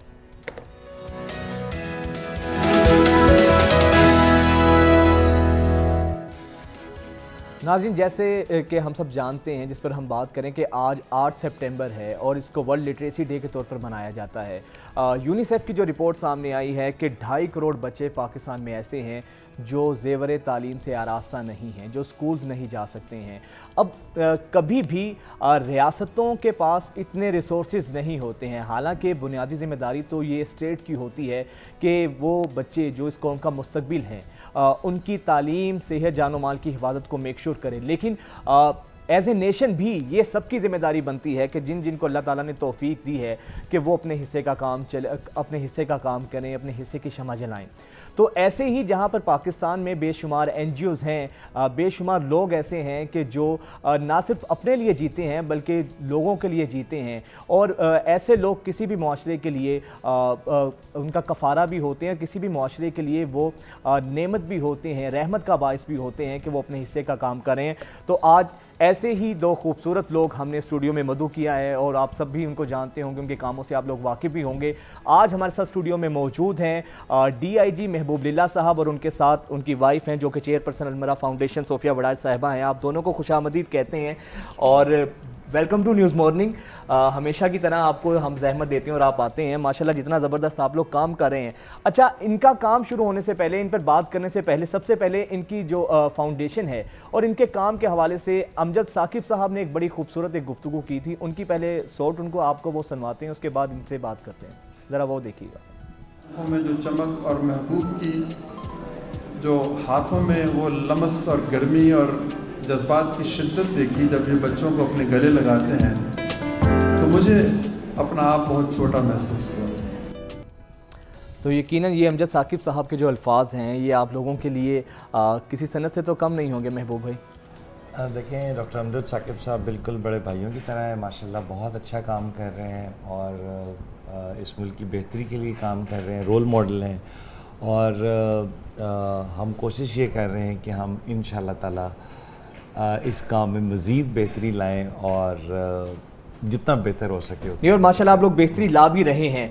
अच्छा सोफिया साहिबा, आप बताइएगा कि जिस तरह आज वर्ल्ड लिटरेसी डे है, तो हम ये देखते हैं कि जहाँ पर आप इन बच्चों की कफ़ालत कर रहे हैं, उनकी तमाम तर चीज़ों का ख्याल रख रहे हैं, एजुकेशन के लिहाज से आप लोग क्या कर रहे हैं? बच्चे स्कूल तो जाते हैं, तो ज़रा इस बारे भी अपनी कुछ बातें शेयर कीजिएगा कि जिस तरह आप उनकी तालीम का ख्याल कर रहे हैं, उनके अखराजात को फेस कर रहे हैं, बेयर कर रहे हैं। जी बिल्कुल, जैसा कि आप जानते हैं वजाहत हम लोगों का feed the hungry, parent and orphan और उसके अलावा एजुकेट पाकिस्तान, अलमिरा फाउंडेशन इन 3 चीज़ों पे काम कर रही है। और ना सिर्फ इन बच्चों को एजुकेट करने के हवाले से, बल्कि हमने इनिशिएटिव लिया है कि बाकी जो कम्युनिटी के ऐसे बच्चे हैं जो अच्छी फैमिली से हैं, रीज़नेबल फैमिली से हैं, जिन्हें महंगाई की वजह से, हालात की वजह से अब वो सफ़ेद पोश तबके में जो फैमिलीज शामिल हो चुके हैं और जो चाहते हैं कि उनके बच्चों को अच्छी क्वालिटी एजुकेशन मिले, लेकिन वो अखराजात की वजह से और मतलब इतनी ज़्यादा हैवी फ़ी जो है वो अफोर्ड नहीं करते, तो ऐसे बच्चों के लिए हमने स्कूलिंग सिस्टम भी शुरू किया है। और बच्चों की एजुकेशन पे हम बहुत ध्यान दे रहे हैं। ये जो हमारे पास 110 बच्चे माशाल्लाह मुकम्मल हो चुके हैं, तो इनकी एजुकेशन तो अल्हम्दुलिल्लाह बहुत अच्छे तरीके से जा रही है। और ये बच्चे भी उस स्कूल में जा रहे हैं और इसके अलावा बाकी कम्युनिटी से भी बच्चे वहाँ पे पढ़ने के लिए आ रहे हैं। और उसकी फ़ीस हमने रखी है सिर्फ 4000 रुपीज़। अच्छा। और उसका स्टैंडर्ड किसी भी अच्छे लाहौर के बड़े ग्रामर स्कूल के स्टैंडर्ड के मुताबिक है। और एयर कंडीशन रूम्स हैं, उसका करिकुलम, उसकी जो है स्टाफ जो हमने रखा है वहाँ पे, मतलब एवरीथिंग आप कहीं पे भी कंपेयर कर सकते हैं किसी ऐसे स्कूल के साथ जो कि मतलब मैं नाम नहीं लेना चाहती, लेकिन 40,000 प्लस जो है मंथली बेसिस पे जो आपको चार्ज करते हैं फ़ी। स्टैंडर्ड उनका वही होगा, लेकिन फीसिस जो है फीस सिर्फ 4000 रुपये बिल्कुल। और इसके अलावा अगर कोई बंदा कहता है कि मैं 4000 अफोर्ड नहीं करता, 2000 अफोर्ड करता हूँ, तो हम कहते हैं 2000 दे दें। वो फ़ीस हमने सिर्फ इसलिए रखी है कि पाकिस्तानी माइंडसेट है ना कि लोग कहते हैं कि जी हमने यतीम बच्चों, लावारिस बच्चों के साथ अपने बच्चों को नहीं पढ़ाना। बिल्कुल। तो हम उनकी सेल्फ रिस्पेक्ट भी मेंटेन करते हैं और उन्हें कहते हैं कि जी आप जितनी फ़ीस अफोर्ड करते हैं, जैसे सोफिया ने बताया कि किसी अच्छे ग्रामर स्कूल की या किसी भी स्टैंडर्ड स्कूल की फ़ीस 40,000 है, हमने लोकल कम्युनिटी के लिए 4000 रखी है। और उसमें भी वो अगर कहता है कि मैं 4000 अफोर्ड नहीं करता, 2000 दे सकता हूँ, तो हम कहते हैं 2000 दे दें। यही चीज़ है जिसकी आज हम बात करें कि वर्ल्ड लिटरेसी डे के हवाले से कि सब ने अपना हिस्सा डाला है और बहुत अच्छा काम कर रहे हैं। अच्छा, ये भी एक चीज़ होती है ना, वैसे तो आपकी मैं पुलिस के हवाले से भी बात करूंगा, एजुकेशन के हवाले से भी ज़रा जवाब दे दें, क्योंकि अक्सर लोग ऐसा करते हैं कि ठीक है बच्चे हैं, अफोर्ड नहीं कर सकते हैं, उनको बज़ाहिर वो स्कूलों में डाल तो देते हैं, लेकिन चेक एंड बैलेंस वो नहीं होता, वो तालीमी मयार नहीं होता कि जो एक प्रिविलेज क्लास का बच्चा जो है जिससे आरास्ता होता है, जिससे हासिल करता है तालीम, तो इस चीज़ को भी आप लोग मेक श्योर कर रहे हैं। देखिए वजाहत, हम वी आर वेरी लकी, हमारे एक इंस्पेक्टर जनरल रिटायर्ड है मलिक आसिफ हयात साहब, उनका अगर आप पोर्टफोलियो देखें तो वो बहुत ही हाई प्रोफाइल है। मसलन वो 2 मिनट के फेडरल सेक्रेटरी रहे हैं, IG पंजाब रहे हैं, principal secretary to prime minister रहे हैं, टू प्रेसिडेंट रहे हैं, 4 साल chairman federal public service commission रहे हैं। He is looking after that school.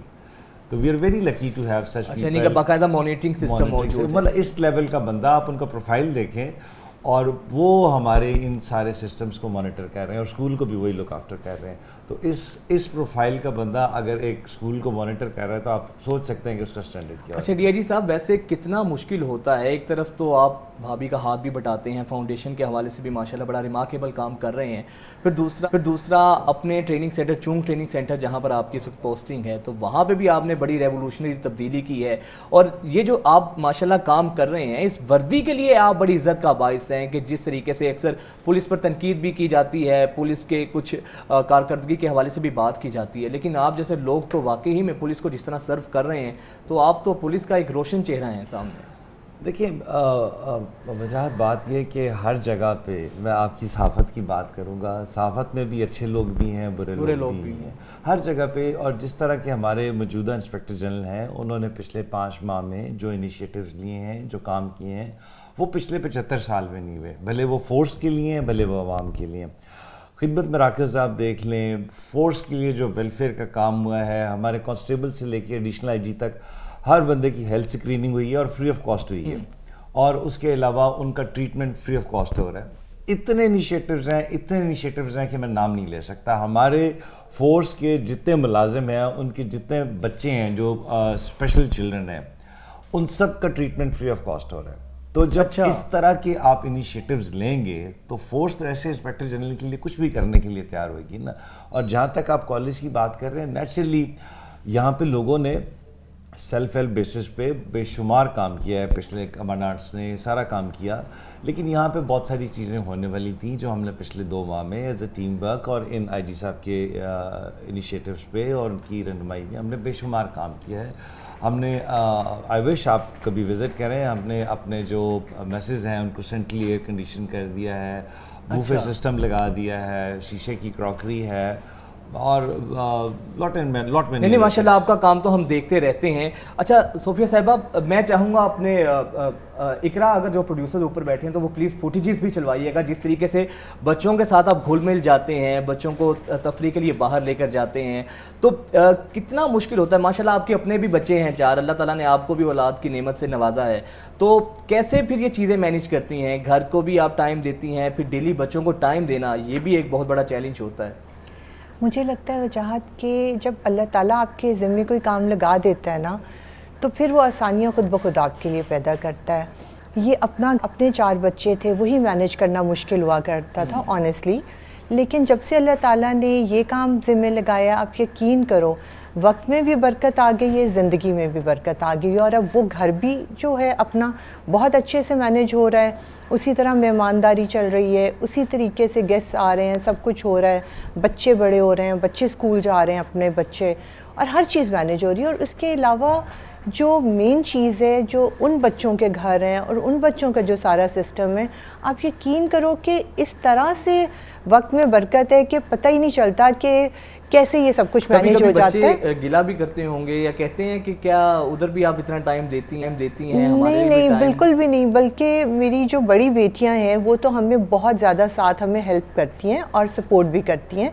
अभी जैसे समर वेकेशंस थी तो वो दोनों मेरे साथ सुबह उठ के उन घरों में विज़िट करती थी, साथ जितना हाथ बटा सकती हैं उस तरह से करती थी, और शाम तक हर बच्चे की जो है फाइल्स मेंटेन करना, डिफरेंट ऑफिस के काम करना, स्टाफ को देखना उन घरों में, बच्चों के छोटे छोटे इश्यूज़ देखना, तो मुझे बहुत हेल्प हो जाती थी। इसी तरह जो छोटे दोनों बेटे हैं, वो पहले थोड़ा सा जो यंगेस्ट है ना उसको प्रॉब्लम हुआ था शुरू में कि मेरी मामा है, because he is the youngest family में, तो उसे लगता था मामा बाबा सिर्फ मेरे हैं।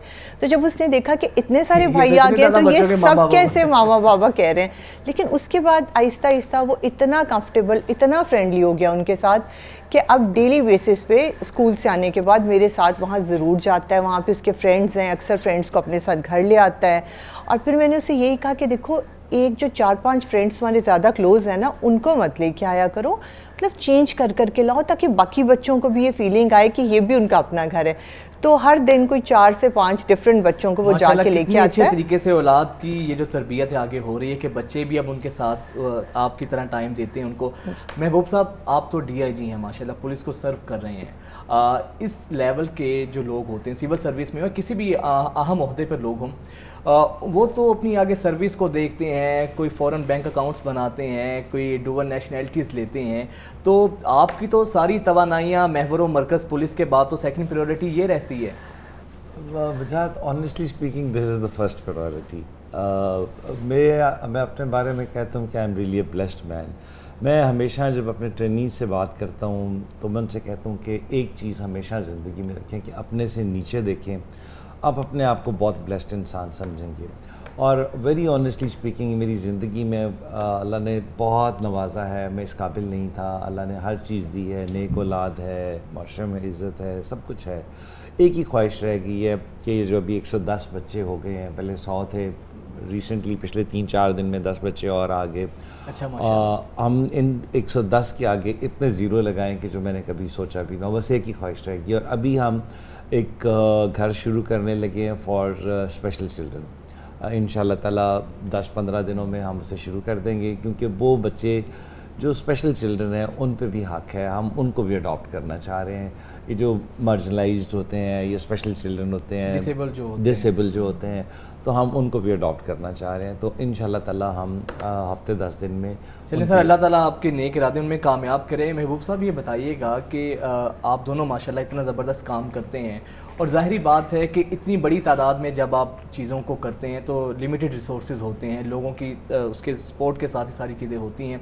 तो कैसा फीडबैक आता है जब लोग आपको देखते हैं काम करते हुए, किस तरीके से लोग आपके साथ काम करते हैं? असल में ना लोग पाकिस्तान जो है ना चैरिटी के हवाले से बहुत बेहतर मुल्क है। मैं आपको एक छोटा सा किस्सा सुनाता हूँ जिससे आपको आइडिया हो जाएगा कि लोग ट्रस्ट किस तरह करते हैं। हम लोग जा रहे थे इस्लामाबाद, यूएस एम्बेसी में हमने जाना था वीज़ा अप्लाई करने के लिए। तो हम रास्ते में रुके मैकडॉनल्ड्स पे, तो वहाँ पे मैं बाहर निकल रहा था तो एक साहब आवाज़ें लगा रहे थे कि excuse me excuse me excuse me. तो मैंने उन्हें कहा जी फरमाए, उनका वही साहब हैं जो 100 बच्चे पाल रहे हैं। मैंने कहा जी, तो कहता अपनी फाउंडेशन का अकाउंट दें, मैंने पैसे ट्रांसफ़र कर रहे हैं। मैंने कहा जी हम इस तरह पैसे नहीं लेते, आप पहले आएँ देखिए हम क्या कर रहे हैं।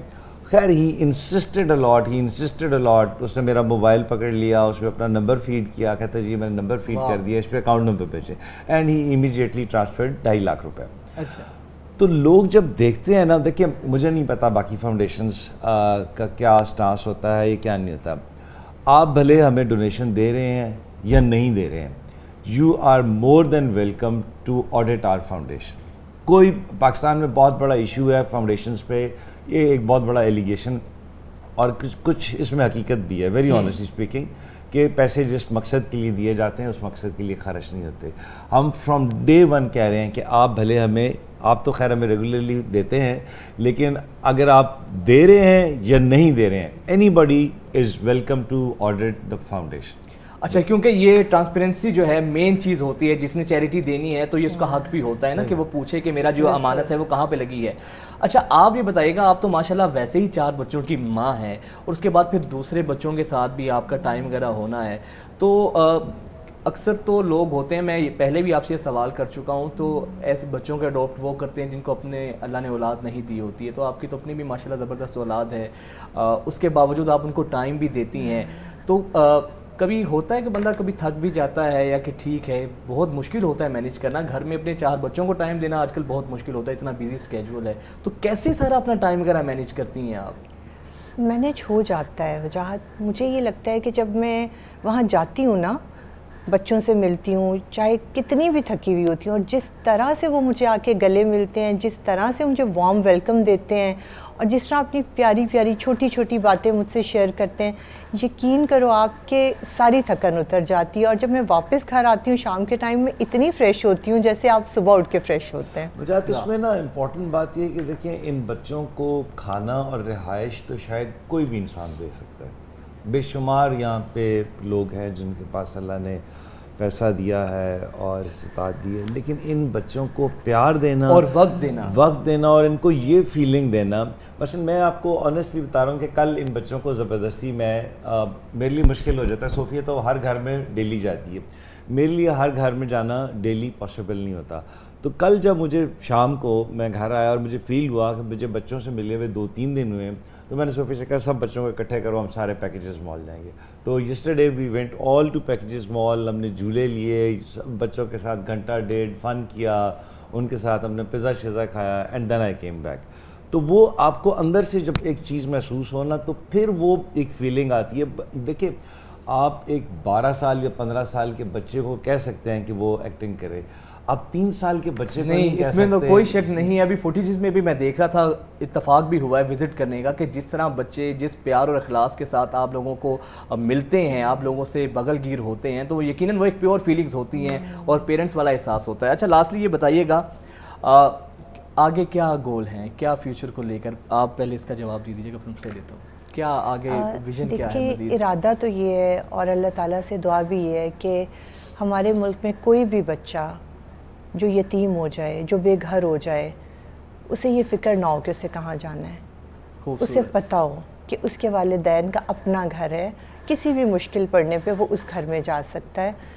और बाकी फ्यूचर में इंशाल्लाह ताला महबूब ज़्यादा आपको क्लियरली इसको ज़रा डिस्क्राइब कर सकेंगे कि हम लोग इन बच्चों के लिए घर बनाने जा रहे हैं। माशाल्लाह बहुत खूबसूरत आप जिस तरीके से उनकी तालीम और तरबियत के हवाले से कर रहे हैं, इसमें तो कोई शक नहीं है। महबूब भाई, हम तो देखते हैं जितनी चैरिटी NGOs हैं, ऐसी ऑर्गेनाइजेशंस हैं, उन्होंने तो बच्चों को हॉस्टल्स में रखा होता है, तो आपने उनको घर दिया है। और सबसे अच्छी चीज़ इनकी जो लगी है कि इनके हर बच्चे के घर के बाहर 20-20 बच्चे हैं एक एक घर के अंदर, अपना घर का ऊपर कॉन्सेप्ट दिया गया है। तो वो आइडिया कहाँ से आपके माइंड में आया? खालिद अब्बास डार साहब जो लेजेंड हैं, टीवी एक्टर हैं, उन्होंने एक कॉन्सेप्ट दिया था। इस घर का नाम उन्होंने रखा था अपना घर, कि कोई बच्चों से पूछे कि आप कहाँ रहते हैं, वो कहें जी अपने घर में रहें। कहाँ से आए हो? अपने घर से आए हो। बाप क्या करता है? DIG। और वल्दियत पे भी बच्चों की आपका ही नाम? बिल्कुल। नादरा में एक ऑप्शन है रूहानी वल्दियत, जो बच्चे बिल्कुल जिनका कोई अता पता नहीं है, उन्हें हमने अडॉप्ट किया है एज पेरेंट्स नादरा में भी। देखिए वजाहत, जहाँ तक बात है ना फ्यूचर की, हमारे पास सिर्फ एक चीज़ है, वो है हमारी नीयत। जब व्हेन वी स्टार्टेड, बहुत सारे लोगों ने डिस्करेज किया कि जी घर से लंगर भिजवाना, माशाल्लाह हमारे घर से 700 बंदे का डेली लंगर जाता है। इस तरह के और डिफरेंट काम करते थे पहले भी। हमें बहुत सारे लोगों ने, स्पेशली मेरे बैचमेट्स ने समझाया कि जी लंगर बांटना बहुत आसान काम है, एक बच्चे की कफालत करना, एक जान को पालना बहुत मुश्किल काम है। आप अगर फ्यूचर प्लान पूछ रहे हैं, पाकिस्तान में 42 लाख बच्चे सड़कों पे सोते हैं, बेघर सोते हैं। मेरी ख्वाहिश है मैं उन सब का बाप हूँ और ये उन सब की माँ हूँ। सर अल्लाह ताला आपकी ये ख्वाहिश, जो नेक ख्वाहिश है, इसको पूरा करो। जितना माशाल्लाह आप ज़बरदस्त काम कर रहे हैं, आप ना सिर्फ अपनी महकमे के लिए रोशन चेहरा हैं, बल्कि पाकिस्तान के लिए आप लोग रोशन चेहरा हैं। बहुत शुक्रिया आप दोनों का। और नाज़रीन, इसमें कोई शक नहीं है कि ऐसे ही परवान चढ़ते हैं जब इस तरह के मस्बत लोग, जो लोग सिर्फ हालात का रोना नहीं रोते बल्कि अपने हिस्से की शमा जलाते हैं, और अगर हम इसी तरह कंट्रीब्यूट करें तो मेरा ख्याल है कि बजाय फिर हमारे गिले शिकवे भी कम हो जाते हैं अपने हुक्मरानों से, अपने हिस्से का काम करें तो तब ही जाके हालात बेहतर हो सकते हैं, जिनका ख्वाब हम सब देखते हैं। हाजिर होते हैं एक ब्रेक के बाद। नाज़रीन, दुनिया जहां मुख्तलिफ वबाई अमराज का शिकार है, और पाकिस्तान में भी हम देखते हैं कि कोविड के बाद से लेकर बेशुमार पाकिस्तान जो हमारा मुल्क है वबाओं की जद में रहा है। पहले कोविड आया, कोरोना के बाइस बहुत से लोग मुतासिर हुए, उसके बाद उससे जान छूटी, फिर डेंगू आ गया, और इस तरह मुसलसल किसी न किसी वबाई अमराज में हम लोग रहे हैं। तो उसके बाद होता यह है कि हमारा जो इम्यून सिस्टम है वो बिल्कुल जवाब दे जाता है, और सेहत के हवाले से बहुत से मसाइल का सामना रहता है। और आजकल स्पेशली जो आज का मौसम है, जिस तरह ये वेदर चेंज हो रहा है, तो जो वायरल इन्फेक्शन है, जो वायरल डिजीज़ हैं, वो बहुत ज़्यादा जो है ना हमें फेस करनी पड़ रही हैं। मेरा खुद गला ख़राब है, इसी तरह आजकल हर किसी की यही हालत है। तो हम अपनी तबीयत कैसे बेहतर रखते हैं? और फिर दूसरी चीज़, सबसे अहम चीज़ जो ओबेसिटी है, मोटापा, मेरे ख्याल से आजकल हम देखते हैं कि पहले तो बड़ों में देखने को आता था, बच्चे और जवानों में मोटापे की बहुत ज़्यादा शिकायत सामने आ रही हैं।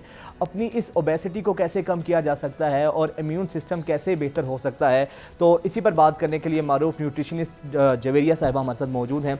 बहुत शुक्रिया ma'am, welcome to news morning. Thank you so much. कैसे वजाहत, हाउ इज एवरीथिंग? अल्हम्दुलिल्लाह, आई एम फाइन। अच्छा ये बताइएगा कि जिस तरह ओबेसिटी पे पहले बात करते हैं, क्या वजह है कि पहले तो बुज़ुर्गों और बड़ों में मोटापे की हमें अलामात और मोटापा देखने को आता था, अब नौजवान लड़के हैं, लड़कियां हैं, छोटे छोटे बच्चे हैं, मोटापा, ओबेसिटी बहुत ज़्यादा उनमें देखने को आ रही है। इसकी वजह क्या है? देखिए नंबर वन जो कार्बोनेटेड बेवरेजेस यूज़ किए जा रहे हैं, रंगों वाले मशरूबात का जो रोज़मर्रा इस्तेमाल है, फिर जो जंक फूड का बेतहाशा इस्तेमाल है, क्योंकि छोटे बच्चे, बड़े, और जो मतलब जो लोग डायबिटिक्स हैं, जिनको हाइपरटेंशन है, जिनके दिल के ऑपरेशन हुए हुए हैं, एंजियोप्लास्टी, वो भी जंक फूड खा रहे होते हैं। और आप ये देखिए कि जो इस तरह की जो ईटिंग आउट का कॉन्सेप्ट है, जो बाहर से खाना खाना है, वो आपको बहुत तेज़ी से मोटापे की तरफ और बहुत सी बीमारियों की तरफ लेके जाता है। अगर आप चाहते हैं कि आप हेल्दी रहें और आप खूबसूरत दिखें और आप इंटरनली भी हेल्दी हों, तो आप उसके लिए सब्जियों का, दालों का, वो वेजिटेरियन यानी दूध, अंडे और इस तरह की जो नेचुरल ग़िज़ाएँ हैं, जो रॉ फूड्स हैं, उसका इस्तेमाल करें। ठीक। अच्छा ये बताइएगा कि उसके बाद हम देखते हैं कि मोटापे के साथ साथ आजकल शायद स्केड्यूल इतना बिजी है, हम फ्रोज़न आइटम्स का बहुत ज़्यादा यूज़ करते हैं। बिल्कुल, कमर्शियल आइटम्स का। एग्जैक्टली, कमर्शियल आइटम्स हैं, फ्रोज़न आइटम्स हैं, क्योंकि फ़ौरन वो बनी होती है, बस जस्ट उनको फ्राई करना होता है तो आप खा लेते हैं। तो ये भी कहीं ना कहीं हमारी हेल्थ को इफ़ेक्ट करती हैं। देखिए कि जब भी किसी चीज़ में प्रिजर्वेटिव या फिर कुछ एडिटिव्स ऐड किए जाते हैं, जब उसकी स्टोरेज टेक्निक्स को बढ़ाया जाता है ताकि उसका जो टाइम पीरियड है वो बढ़ सके और वो बहुत अरसे तक पहले स्टोरेज कंटेनर्स में पड़ा रहता है, फिर वो मार्केट्स में आता है और वहाँ पे भी वो 6 महीने 1 साल तक पड़ा रहता है।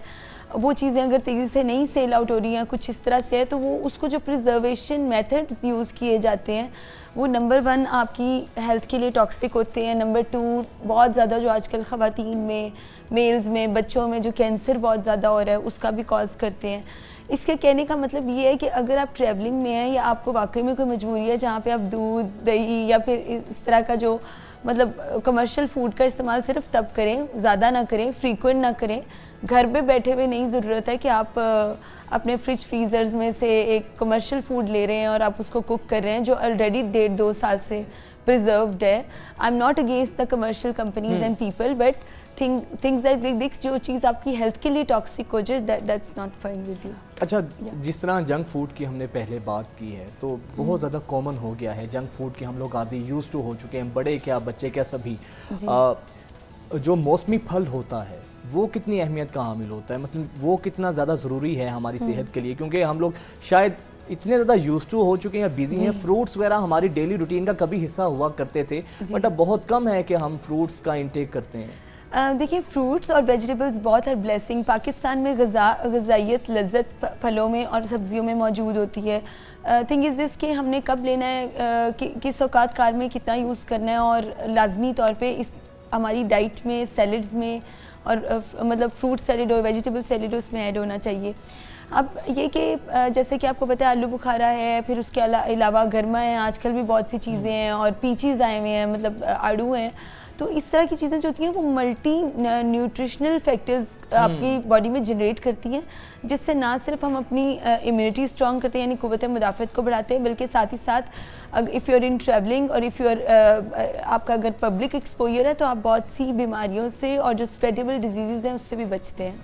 सही। अच्छा, आजकल डाइटिंग का हर शख्स को जुनून होता है जी, शौक तो है, लेकिन ज़ाहिर बात है फिर खाने पीने में भी हम हाथ साफ करते हैं।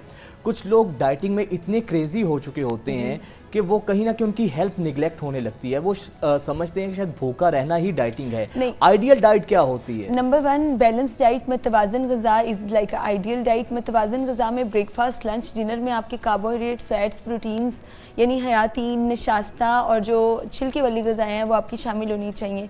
अलॉन्ग विद द आपने जो है सीड ज़रूर, अलसी के बीज हो गए या फिर फ्लैक्स सीड हो गए, फ्लैक्स सीड, अच्छा, लाइक इसको अगर इसको सिंप्लीफाई करें तो एक ब्रेकफास्ट में आइडियल डाइट वाला जो ब्रेकफास्ट होता है वो क्या होता है? देखिए, इसको 2 तरह से डिवाइड किया जाता है। प्रोटीन और मिल्क कुकरी इसमें कंप्लीट होनी चाहिए, साथ में फ्रूट सर्विंग। अब मिल्क कुकरीज लाइक दिस के दूध, दही या फिर जो चीज़ है उसका इस्तेमाल हो। उसके बाद मीट पोर्शन में आए तो आपके पास प्रोटीन पोर्शन में आए तो आपके पास अंडा आ जाता है। आप अगर वेट कम करना चाहते हैं तो अगर आप मसल वेट गेन करना चाहते हैं तो एक जो एग वाइट है उसमें 6 ग्राम प्रोटीन है, आप 2 एग वाइट्स ले सकते हैं। इन केस अगर आपको विदाउट योक, अगर आपको कोई दिल का मसला है, आप मसल वेट गेन करना चाह रहे हैं, क्योंकि जो योग होती है वो वजन बढ़ाती है, तो अगर आप बढ़ाना चाह रहे हैं तो फिर आप योग के साथ ले लें। अच्छा, फिर उसके बरक्स अगर आप डेली एक जैसा नाश्ता नहीं करें तो फिर आप कभी जौ का दलिया ऐड कर लें, कभी आप एक जो बाउल है मतलब लाइक 300 ग्राम्स आपने योगर्ट ज़रूर जो दही है उसका इस्तेमाल करना है। अरे योगर्ट भी वेट गेन करती है या नहीं करती, इसके बारे में भी लोग नहीं, मैं आपको ये बताती चलूँ कि जो योगर्ट है, दही जो है, उस पर जब आप उसकी जो मलाई बोलते हैं, अगर वो रिमूव कर ली जाए तो वो आपका वेट गेन नहीं करती। प्रोबायोटिक होती है, लैक्टोबैसिलस बैक्टीरिया आपकी स्किन के लिए, हेल्थ के लिए, इम्यूनिटी के लिए बहुत अच्छी है। सही। आपके ब्रेकफास्ट में लाजमी तौर पे कोई ना कोई फल और फिर साथ ही साथ दही का इस्तेमाल लाजमी है, क्योंकि वो आपको इंटरनली नॉरिश रखता है। अच्छा, फिर आगे लंच आ जाता है, उसमें क्या सैलेड होता है? सैलेड के साथ क्या ऐसा कोई ले सकते हैं जिससे आप पाकिस्तानी कम्युनिटी में गोश्त जब तक टेबल पे मौजूद ना हो तो पीपल थिंक लाइक दिस कि हम लोग का शायद मील कंप्लीट नहीं है। तो गोश्त बहुत ज़्यादा इस्तेमाल है, फिर वो एसिडिक होता है, वो इतना अच्छा नहीं होता। तो सब्जियों, दालों, सैलेड्स, फिर दही रायता और इसके साथ जैसे मिंट, ऑलिव, कोकम्बर सैलेड, इस तरह की चीज़ें होंगी। बीच में आपको चिकन ऐड कर लें, कोशिश करें कि जो आपका जो चिकन जो है वो कौन सा स्टीम चिकन होना चाहिए? Steam, grilled, baked, boiled. Okay. अच्छा, जब भी आप उसको फ्राइंग करते हैं तो उसकी 100+ कैलोरीज बढ़ जाती हैं। तो मेथड ऑफ कुकिंग बड़ा इंपॉर्टेंट है, क्योंकि हमारे तो खाने बहुत सा ऑयल होता है उसमें, बहुत मतलब कुक होते हैं, तो इट्स लाइक दिस ना। सही। अच्छा, लास्टली फिर ये बताइएगा कि इम्यून सिस्टम की भी बहुत ज़्यादा आजकल शिकायत आते हैं, हमारा इम्यून सिस्टम शायद वो रह नहीं गया हाँ है। जी, बिल्कुल। इतनी डिजीज़ को हमने फेस किया है, डेंगी है, फिर कोविड से हम लोग निपटे हैं, फिर उसके बिल्कुल। बाद आजकल फ्लू भी फीवर्स वायरल बहुत इन्फेक्शन ज़्यादा है, गला खराब हो जाता है। अपना आप गला आपका भी मेरे ख्याल से गला ज़रा खराब नहीं, है। मेरा तो शायद अच्छा, मेरा खुद 2 दिन से इसी वजह से आप, क्योंकि वेदर ऐसा है ना, तो बिल्कुल, बिल्कुल। इसके लिए कैसे हम अपने आप को ठीक कर सकते हैं? देखिए, इसमें ना आपने धनिया, पुदीना, चुकंदर और साथ लेमन, थोड़ा सा मतलब नींबू, और साथ ही साथ आप इसमें थोड़ा सा अदरक का पीस ऐड करें। ये जो ड्रिंक है ना, ये आपका लंग क्लींस करती है, आपके इम्यून सिस्टम को, आपकी कैपिलरीज, मतलब आपकी जो ब्लड कैपिलरीज हैं, जो खून है, उसकी सफाई का अमल करती है। तो ये जो ऐसी ड्रिंक है ना, अगर हम इसमें थोड़ा सा फालसा भी ऐड कर सकते हैं। अच्छा। मतलब मैं जो बनाती हूँ उसमें फालसा, थोड़ा सा काला नमक और ये मतलब एंटी इन्फ्लेमेटरी प्रोडक्ट्स, जो फूड की एंटी इन्फ्लेमेटरी ये सब इम्यून सिस्टम के लिए बहुत हाँ जी, बेहतर है। एंटी इन्फ्लेमेटरी भी कहा जाता है कि जो डिजीज़ रेजिस्टेंस पैदा करती है, मतलब आपको कोई भी आप बीमारी मुआशरे से आप ले नहीं सकते, उससे फाइट करती है जो, या यू कैन, मतलब योर बॉडी कैन फाइट। तो ये जो पूरी ड्रिंक है ना, एक तो एप्पल, बीटरूट, कैरेट जूस है ना, दिस इज़ फाइन। कैरेट सब आगे सर्दियाँ हैं तो फिर आ जाएंगी, पर फिलहाल धनिया, पुदीना, थोड़ा सा मतलब आप ये जो मैंने जैसे बताया आपको, अदरक हो गई, इन चीज़ों का महलूल बना के उसको फिर अच्छी तरह से स्ट्रेन करके उसमें फिर तकरीबन 1 गिलास अगर बन जाए तो उसमें 2 गिलास पानी और ऐड कर लें, ताकि अच्छा। आपके एक दिन में के 3 गिलास निकल जाए। और वो आपकी स्टमक को, आपके निज़ाम हाजमा, जो डाइजेस्टिव सिस्टम है, उसको इतना स्ट्रॉन्ग करता है, इतना नॉरिश करता है। तो इसके लिए फ्रूट्स कौन कौन से आइडियल हैं इम्यून सिस्टम की बेहतरी के लिए? इम्यून सिस्टम या के लिए कोई भी जो वेदर का, सीजन का, जो भी कोई भी फ्रूट वैसे है। तो सीजनल फ्रूट्स, मौसमी फल, जब भी कोई जो भी मौसम आए, आप जो भी फल लें उनमें न्यूट्रिशन भरा हुआ है। जैसे आम है, उसमें विटामिन सी 70% है। फिर फ्रुक्टोज, इसमें देखिए ना, फ्रूट शुगर्स, हर फल का अपना फ्रूट शुगर है। पीच का अपना है, आलू बुखारा हो गया, फिर और चीज़ें हैं, लीचीज़ है।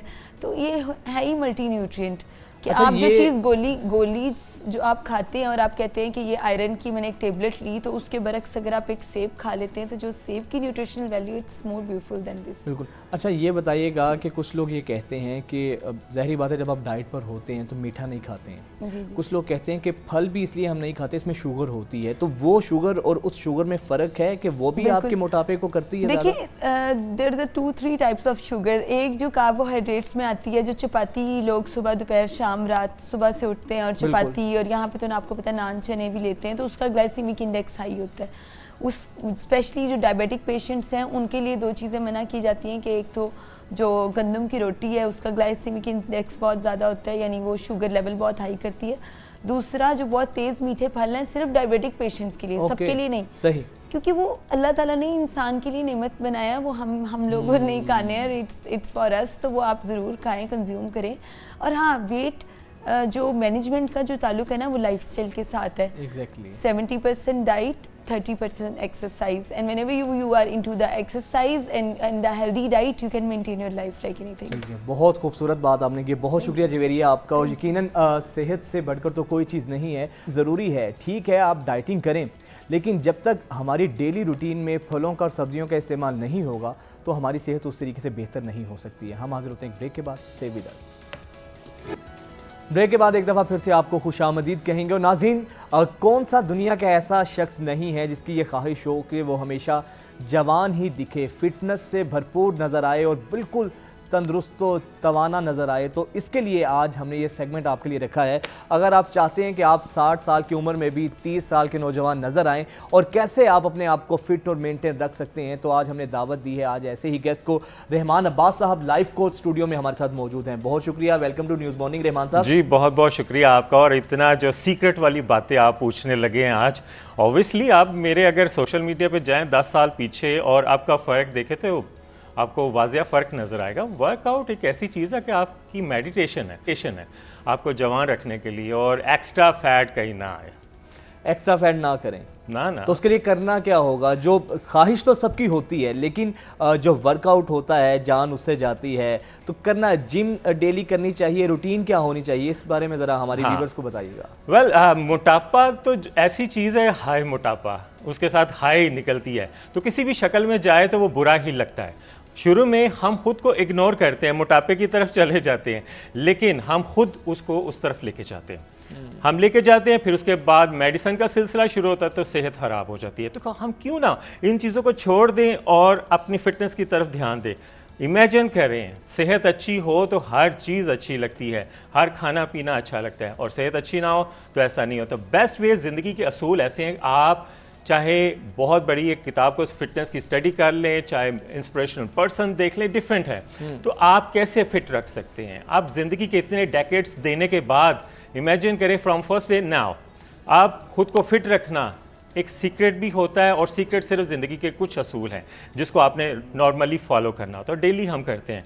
नॉर्मली लोग पूछते हैं रेमान भाई आप कैसे फिट रहते हैं, हम पे तो फैट आ जाती है। फैट को आप थोड़ा सा डीपली स्टडी करें, क्यों आती है? खाने पे हमने नहीं रुकना, बैलेंस नहीं रखना, उसके अलावा वर्कआउट तो छोड़ ही देना, वो तो करना ही नहीं है ना। वो आज के पेज में फाड़ दे, बस आपको देख लिया, अच्छा आप बड़े फिट नजर आ रहे हैं, वक्त ही बड़ा असर होगा, घर जाएंगे चलो ठीक है जो पका हुआ खा ले। और खाना भी बड़े उन्होंने हैवी चीज़ें हैं, तो उन चीज़ों को ऑयल से भरपूर चीज़ें एग्जैक्टली जो सीजनल है, एशियन फूड हैं, चाहे वो नान चना है, दिस एंड पराठास वगैरह है, बिरयानी वगैरह है, मैं भी खाता हूँ, लेकिन उसको वंस अ मंथ कर लिया, चलो एक चीट मील मूड चेंज करने के लिए। बट अगर आपने अपनी सेहत का ख्याल रखना है, मौसम के हिसाब से फिट रहना है, तो असूलों को फॉलो करना पड़ेगा। चाहे मैं हूँ, दुनिया में कहीं भी आप चले जाएं, आप चाहे प्रेसिडेंट बन जाएं, चाहे आप बहुत बड़ी सेलिब्रिटी बन जाएं, आपको असूल फॉलो करने पड़ेंगे। फर्स्ट असूल, अपनी ज़िंदगी का लाइफस्टाइल कुरान पाक में भी लिखा है, सुन्नत भी है कि आपने बैलेंस के साथ खाना है। हम इन चीज़ों को इग्नोर करते हैं, हम सिर्फ देखा देखी करते हैं। पहले तो ये होता था कि 2 फूड रखे जाते थे, 2 सॉलिड मील, सुबह खाने शाम को खाना है, लेकिन आपने साथ वर्कआउट करना, मेन अपना बॉडी वर्कआउट ऐसा हो कि उसको लेके आना है। आप स्टडी कर लें, तारीख को स्टडी कर लें, ऐसा है। अब फैट कैसे नहीं आएगी? फर्स्ट आपका नाश्ता अच्छा हो, लेकिन ऐसा हो कि जो मोतदिल हो, अच्छा लगे, एब्जॉर्ब जल्दी हो जाए और आपको एनर्जी दे। अब उसमें ये नहीं करना कि आपने 2-3 पराठे खा लिए, नान चने खा लिए और दिस एंड दैट जो अच्छा, क्योंकि कहा जाता है कि नाश्ता जो होता है ना बहुत तगड़ा करना चाहिए। अब तगड़े की डेफिनेशन नहीं समझ आती। तगड़े को आपने अपनी मर्जी से तगड़ा नहीं ना करना, तगड़े की हर आपको अपनी तशरीह हर किसी की है। उसमें आपने करना है कि अच्छा सा काब ले लें, दलिया आप कुछ ऐड कर ले, एक रोटी ले ले, फाइबर नॉर्मल, उसको पराठे में तब्दील ना करें, 1 या 2 अंडे ले ले नॉर्मल, ये नहीं कि बहुत खर्चे। अच्छा, रोटी ले ले सिंपल। हाँ, सिंपल रोटी ले ले, उसके ऊपर अगर आपने बटर करना है या थोड़ा सा देसी घी, उसकी एक लेयर लगा ले, लेकिन उसको पकाना नहीं है। आपने एक चपाती बनाई, उसके ऊपर आपने एक लेयर सा लाइट सा लगा दी, वो आपकी गुड फैट हो जाएगी, जो हमें फैट चाहिए। ठीक है। कार्ब्स नॉर्मली आप एक प्याली दलिया कर सकते हैं। ये नहीं होता कि डाइट का मतलब ये कि मेरे बहुत से पैसे लगेंगे। एक मिथ बनी हुई है कि आपने मुझे डाइट प्लान बताया तो इसका मतलब है कि मैं अपना बैंक बैलेंस खोल लूँ तो बहुत पैसा लग रहा है। फॉर एग्जांपल मैं 1000 है या 500 है तो उसमें मैनेज करना, ये ईजी वे है। एक चपाती ले ले, ठीक, गुड फैट के लिए देसी या जो भी है, बटर लाइट सा ले, कोई सब्जी या कोई अंडा, हाँ वो आप ले सकते हैं। 2, 1 मौसम के हिसाब से 1, अगर गर्मी चल रही है उसके बाद आप 2 ले सकते हैं। उसके साथ हनी आप ऐड करना चाहें, 1 खजूर आप ऐड कर सकते हैं। थोड़ा सा कार्ब्स आपके आगे, फाइबर आ गया, कार्ब्स आ गया, गुड फैट आ गई, मीन्स कि आपकी एनर्जी बूस्टर आपका अच्छा हो गया। अब उसके बाद डिनर हम बहुत लेट करते हैं। हमारा लाइफ का बैलेंस, आप मैं कहता हूँ भाड़ में चला गया हुआ है, ख़त्म हो गया हुआ है कि हमें पता ही नहीं है खाना कब है, सोना कब है। तो फिर हम कसूर क्या निकालते हैं? डॉक्टर साहब मैं ठीक नहीं हो रहा, कोच मैं ठीक नहीं हो रहा। क्यों नहीं हो रहे? क्योंकि आपका लाइफस्टाइल नहीं है। फर्स्ट लाइफस्टाइल सुन ले, क्योंकि मैंने अपनी ज़िंदगी में चेंज देखा। अल्लाह को याद करना है, क्योंकि आपका कमाई, आपकी सेहत सब ऊपर, बेशक रहमत उसने करनी है। नमाज एक आध ज़रूर ऐड करें, हम भी पढ़ते हैं। आपको क्या लगता है कि इतनी सेहत इसी तरह होती है? नहीं, अल्लाह को याद किया जाता है। उसके बाद आपका लाइफस्टाइल वो चेंज होना चाहिए। आपकी डाइट, आप ज़रूर बाहर पैसे खर्चने हैं, वो खर्चे ना करो, घर में एक बैलेंस के साथ। ब्रेकफास्ट, डिनर आपका बेस्ट होना चाहिए। बेस्ट में माइनस कर देंगे? नहीं, माइनस नहीं करेगा, आप अपनी मर्जी से खा सकते हैं, क्योंकि आपका वर्कआउट एक रूटीन चल रही होती है। आपका ब्रेकफास्ट, आपके डिनर में कोई कोताही नहीं होनी चाहिए। डिनर में आपके कार्ब्स एक्स्ट्रा ना हो, एक्स्ट्रा ऑयल ना हो, क्योंकि आप सो जाते हो, वो बैड कार्ब बैड फैट में चेंज हो जाते हैं। हार्मोन सर्कुलेशन स्लो होती है तो बैड फैट में चेंज हो जाते हैं। तभी आपने देखा होगा सुबह ब्लॉटेड, आई स्वेल, टाइप फीलिंग होती है, पेट फूला फूला सा रहता है, उसकी रीजन ये डिनर होती में है। होना क्या चाहिए? क्योंकि कुछ लोग तो ये कहते हैं कि डाइट के लिए जरूरी है कि 1 डे ना मील जो है ना इनफ है, डिनर करना ही नहीं चाहिए। डिनर अगर करते भी हैं तो होना क्या चाहिए? फर्स्ट असूल ये याद रखें कि अल्लाह ताला ने सब चीज़ें खाने के लिए बनाई हैं। डाइट कोई भी आप एक मील रखेंगे, डेफिनेट आप कुछ टाइम के बाद बीमार हो जाएंगे। खाना ज़रूर है लेकिन एक सिस्टम के साथ। आप राइस अगर आपने खाने उसको आप लंच में शिफ्ट कर दो, वो कार्ब्स होंगे आपके बाकी डे में वो एब्जॉर्ब हो जाएंगे, डाइजेस्ट हो जाएंगे। अगर आपने करना है 2 चपाती पर डे कर सकते, एक मैंने मॉर्निंग में ऐड कर दी और एक डिनर में मैंने ऐड कर दी, बट उसके साथ वर्कआउट। आपकी एवरेज कैलोरीज होंगी 1000, उसमें आपने वर्कआउट करना है, आप लॉन्ग टाइम फिट रहेंगे। कोई भी चीज़ आती है हम सोशल मीडिया पे देखते हैं, अच्छा वाह बहुत फिट है, लेकिन आपने कभी उसको स्टडी नहीं किया वो क्या असूल होते हैं। ये बताएं कि वर्कआउट करना, जिम जाना ही जरूरी है? घर में रह के भी वर्कआउट कर सकते हैं? घर में व्यूअर्स जो घर में देख रहे हैं हमें, उनके लिए वर्कआउट को ही सजेस्ट करें कि क्या वर्कआउट कर सकते हैं? Simple easy workout. देखें, हरकत में बरकत है। 15 मिनट आप खुद को दे ले, कुछ ज़्यादा नहीं है, 24 घंटे में से 15 मिनट देने हैं। फर्स्ट या कोई एक टाइम सेलेक्ट कर लें कि मैं सुबह फ्री हूँ या शाम को फ्री हूँ या सोने से पहले। आई थिंक सोने से पहले बेस्ट टाइम है कि आप खुद को टाइम दे सकते हैं। 15 मिनट्स आप चाहे सहन में कर लें चाहे छत पे चले जाएं। फर्स्ट आप कुछ देर 5-10 मिनट वॉक करते रहें, थोड़ी सी स्पीड वॉक करें, बॉडी रिदम में आ जाएगी, ब्लड सर्कुलेशन जो है ना एक रिदम में फ्लो हो जाएगा, बॉडी वार्म हो गई। उसके बाद आपने सिंपल बॉडी वेट ट्रेनिंग करनी है। नॉर्मली हाथ फ्लोर के साथ या साइड पे सपोर्ट चेयर के साथ रखिए, लेग मूवमेंट आपने करनी है फर्स्ट एक्सरसाइज, क्योंकि आपका बिगेस्ट मसल है आपकी लेग। ठीक। उसके बाद आपने एक सर्कल ग्रिप बना के राइट एंड लेफ्ट, आप दिखने में ये वेरी इजी एक्सरसाइज है, आप अपने बॉडी पार्ट्स को एक्टिव कर रहे हो, उसको एक रिदम में ला रहे हो। वो लोग जो ये बहाना तराशते हैं कि हमारे पास जिम जाने का टाइम नहीं है, तो घर में भी रह के वर्कआउट किया जा सकता है? किया जा सकता है। आप इमेजिन करें कि जैसे कोविड का एक सीज़न आया था, उसके बाद जब ब्रेक्स आती हैं तो हम वर्कआउट घर में करते हैं। हम कोई ना कोई चीज़, उसमें सबसे बेस्ट ये होता है कि कोई वजनी काम कर लिया, अच्छा घर वालों को कह दिया हमें कोई काम बोलो ताकि ऊपर नीचे आना जाना हो। सबसे ईजी वे ये है करके चलो ठीक है सेकंड फ्लोर पे चले गए, भागते नीचे आ गए। काम करने से घर वाले भी खुश हो जाते हैं बहुत ज़्यादा। वो कहते हैं बेटा काम दे तो ये काम वगैरह करता है। फर्स्ट ये है। उसके बाद ये कि हम छत पे चले जाते हैं, जैसे ऑफ डे चल गए, कोई स्ट्राइक वगैरह कोई इस तरह का इशू आ गया, तो एक रिदम में 4-5 एक्सरसाइज आपकी मस्ट होनी चाहिए बॉडी की। फर्स्ट 2 एक्सरसाइज आपकी लोअर्स की हो, 2 आपकी बैक की हो और एक आपके फ्रंट पोर्शन की हो। पुशअप सबको पता है, वो आपने 3rd एक्सरसाइज पे लगानी। फर्स्ट एक्सरसाइज आपने लेग को रिदम में करना है, लेग स्ट्रेच करें, लॉन्ग वॉक करें ताकि आपके हैमस्ट्रिंग और ग्लूट्स आपके एक्टिव हो। फर्स्ट, उसके बाद लाइट्स आप बाउंस करना शुरू कर दें। Second exercise. 3rd एक्सरसाइज आपकी पुशअप होगी, पुशअप में आपके चेस्ट और शोल्डर मसल एक्टिव हो जाएंगे। 4th एक्सरसाइज आपने रिदम राइट एंड लेफ्ट करना, आपका स्पाइनल एरिया एक्टिव होगा। 5th एक्सरसाइज आपने मॉर्निंग क्रंचेस करने, जैसे आप सुबह उठते हो तो मसल को स्ट्रेच करते हो, लेग वाइड करके स्ट्रेट खड़े होकर 90 डिग्री बॉडी को आपने बेंड करना, मीन्स कि आपने बैक स्पाइनल एरिया को सभी को एक्टिवेट कर दिया। 5 एक्सरसाइज ईजी, आप के मसल कभी भी स्टिफ नहीं होंगे, क्रैम्प्स नहीं आएंगे और जो टिश्यू ब्रेक का इशू आता है वो। लेकिन रूल, आपकी डाइट अच्छी, उसके बाद आपने अल्लाह को याद करना है, क्योंकि एंड हमारा यही है। आप किसी भी जगह चले जाएं, आपकी कामयाबी का राज है। आज अगर मैं इस मुकाम पे खड़ा हूँ, आज लोगों को मैं बताता हूँ, लोगों का ट्रस्ट है। फर्स्ट ये कि अल्लाह से मांगते हो कि अल्लाह ताला सेहत दे और इन चीज़ों को। बहुत खूबसूरत, बहुत शुक्रिया रहमान साहब, बहुत शुक्रिया नाज़रीन। वक्त जाता है, मुझे इजाज़त दीजिए, कल मुलाकात, अब मंडे को मुलाकात होती है। अल्लाह हाफ़िज़।